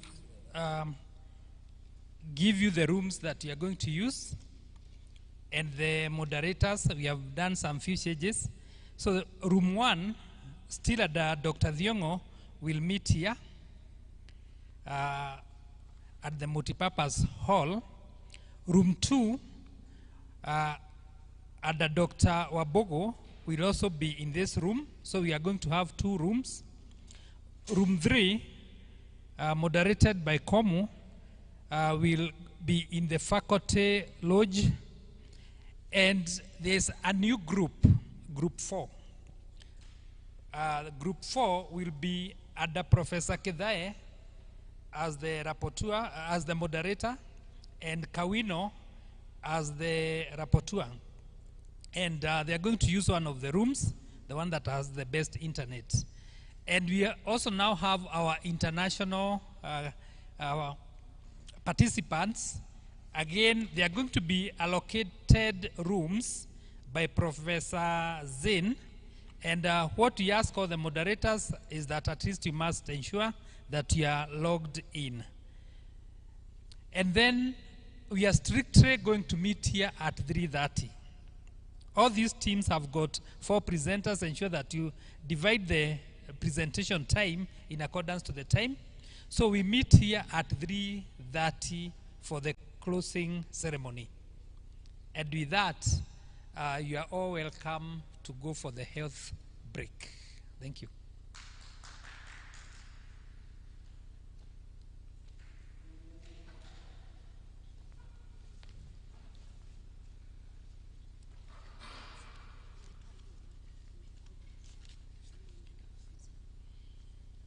Okay.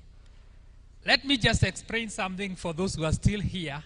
Group 4 is for anybody who did not present yesterday, if you missed to present. And some of the people who missed to give their presentation is Professor Kedai himself. He'll actually be the first presenter.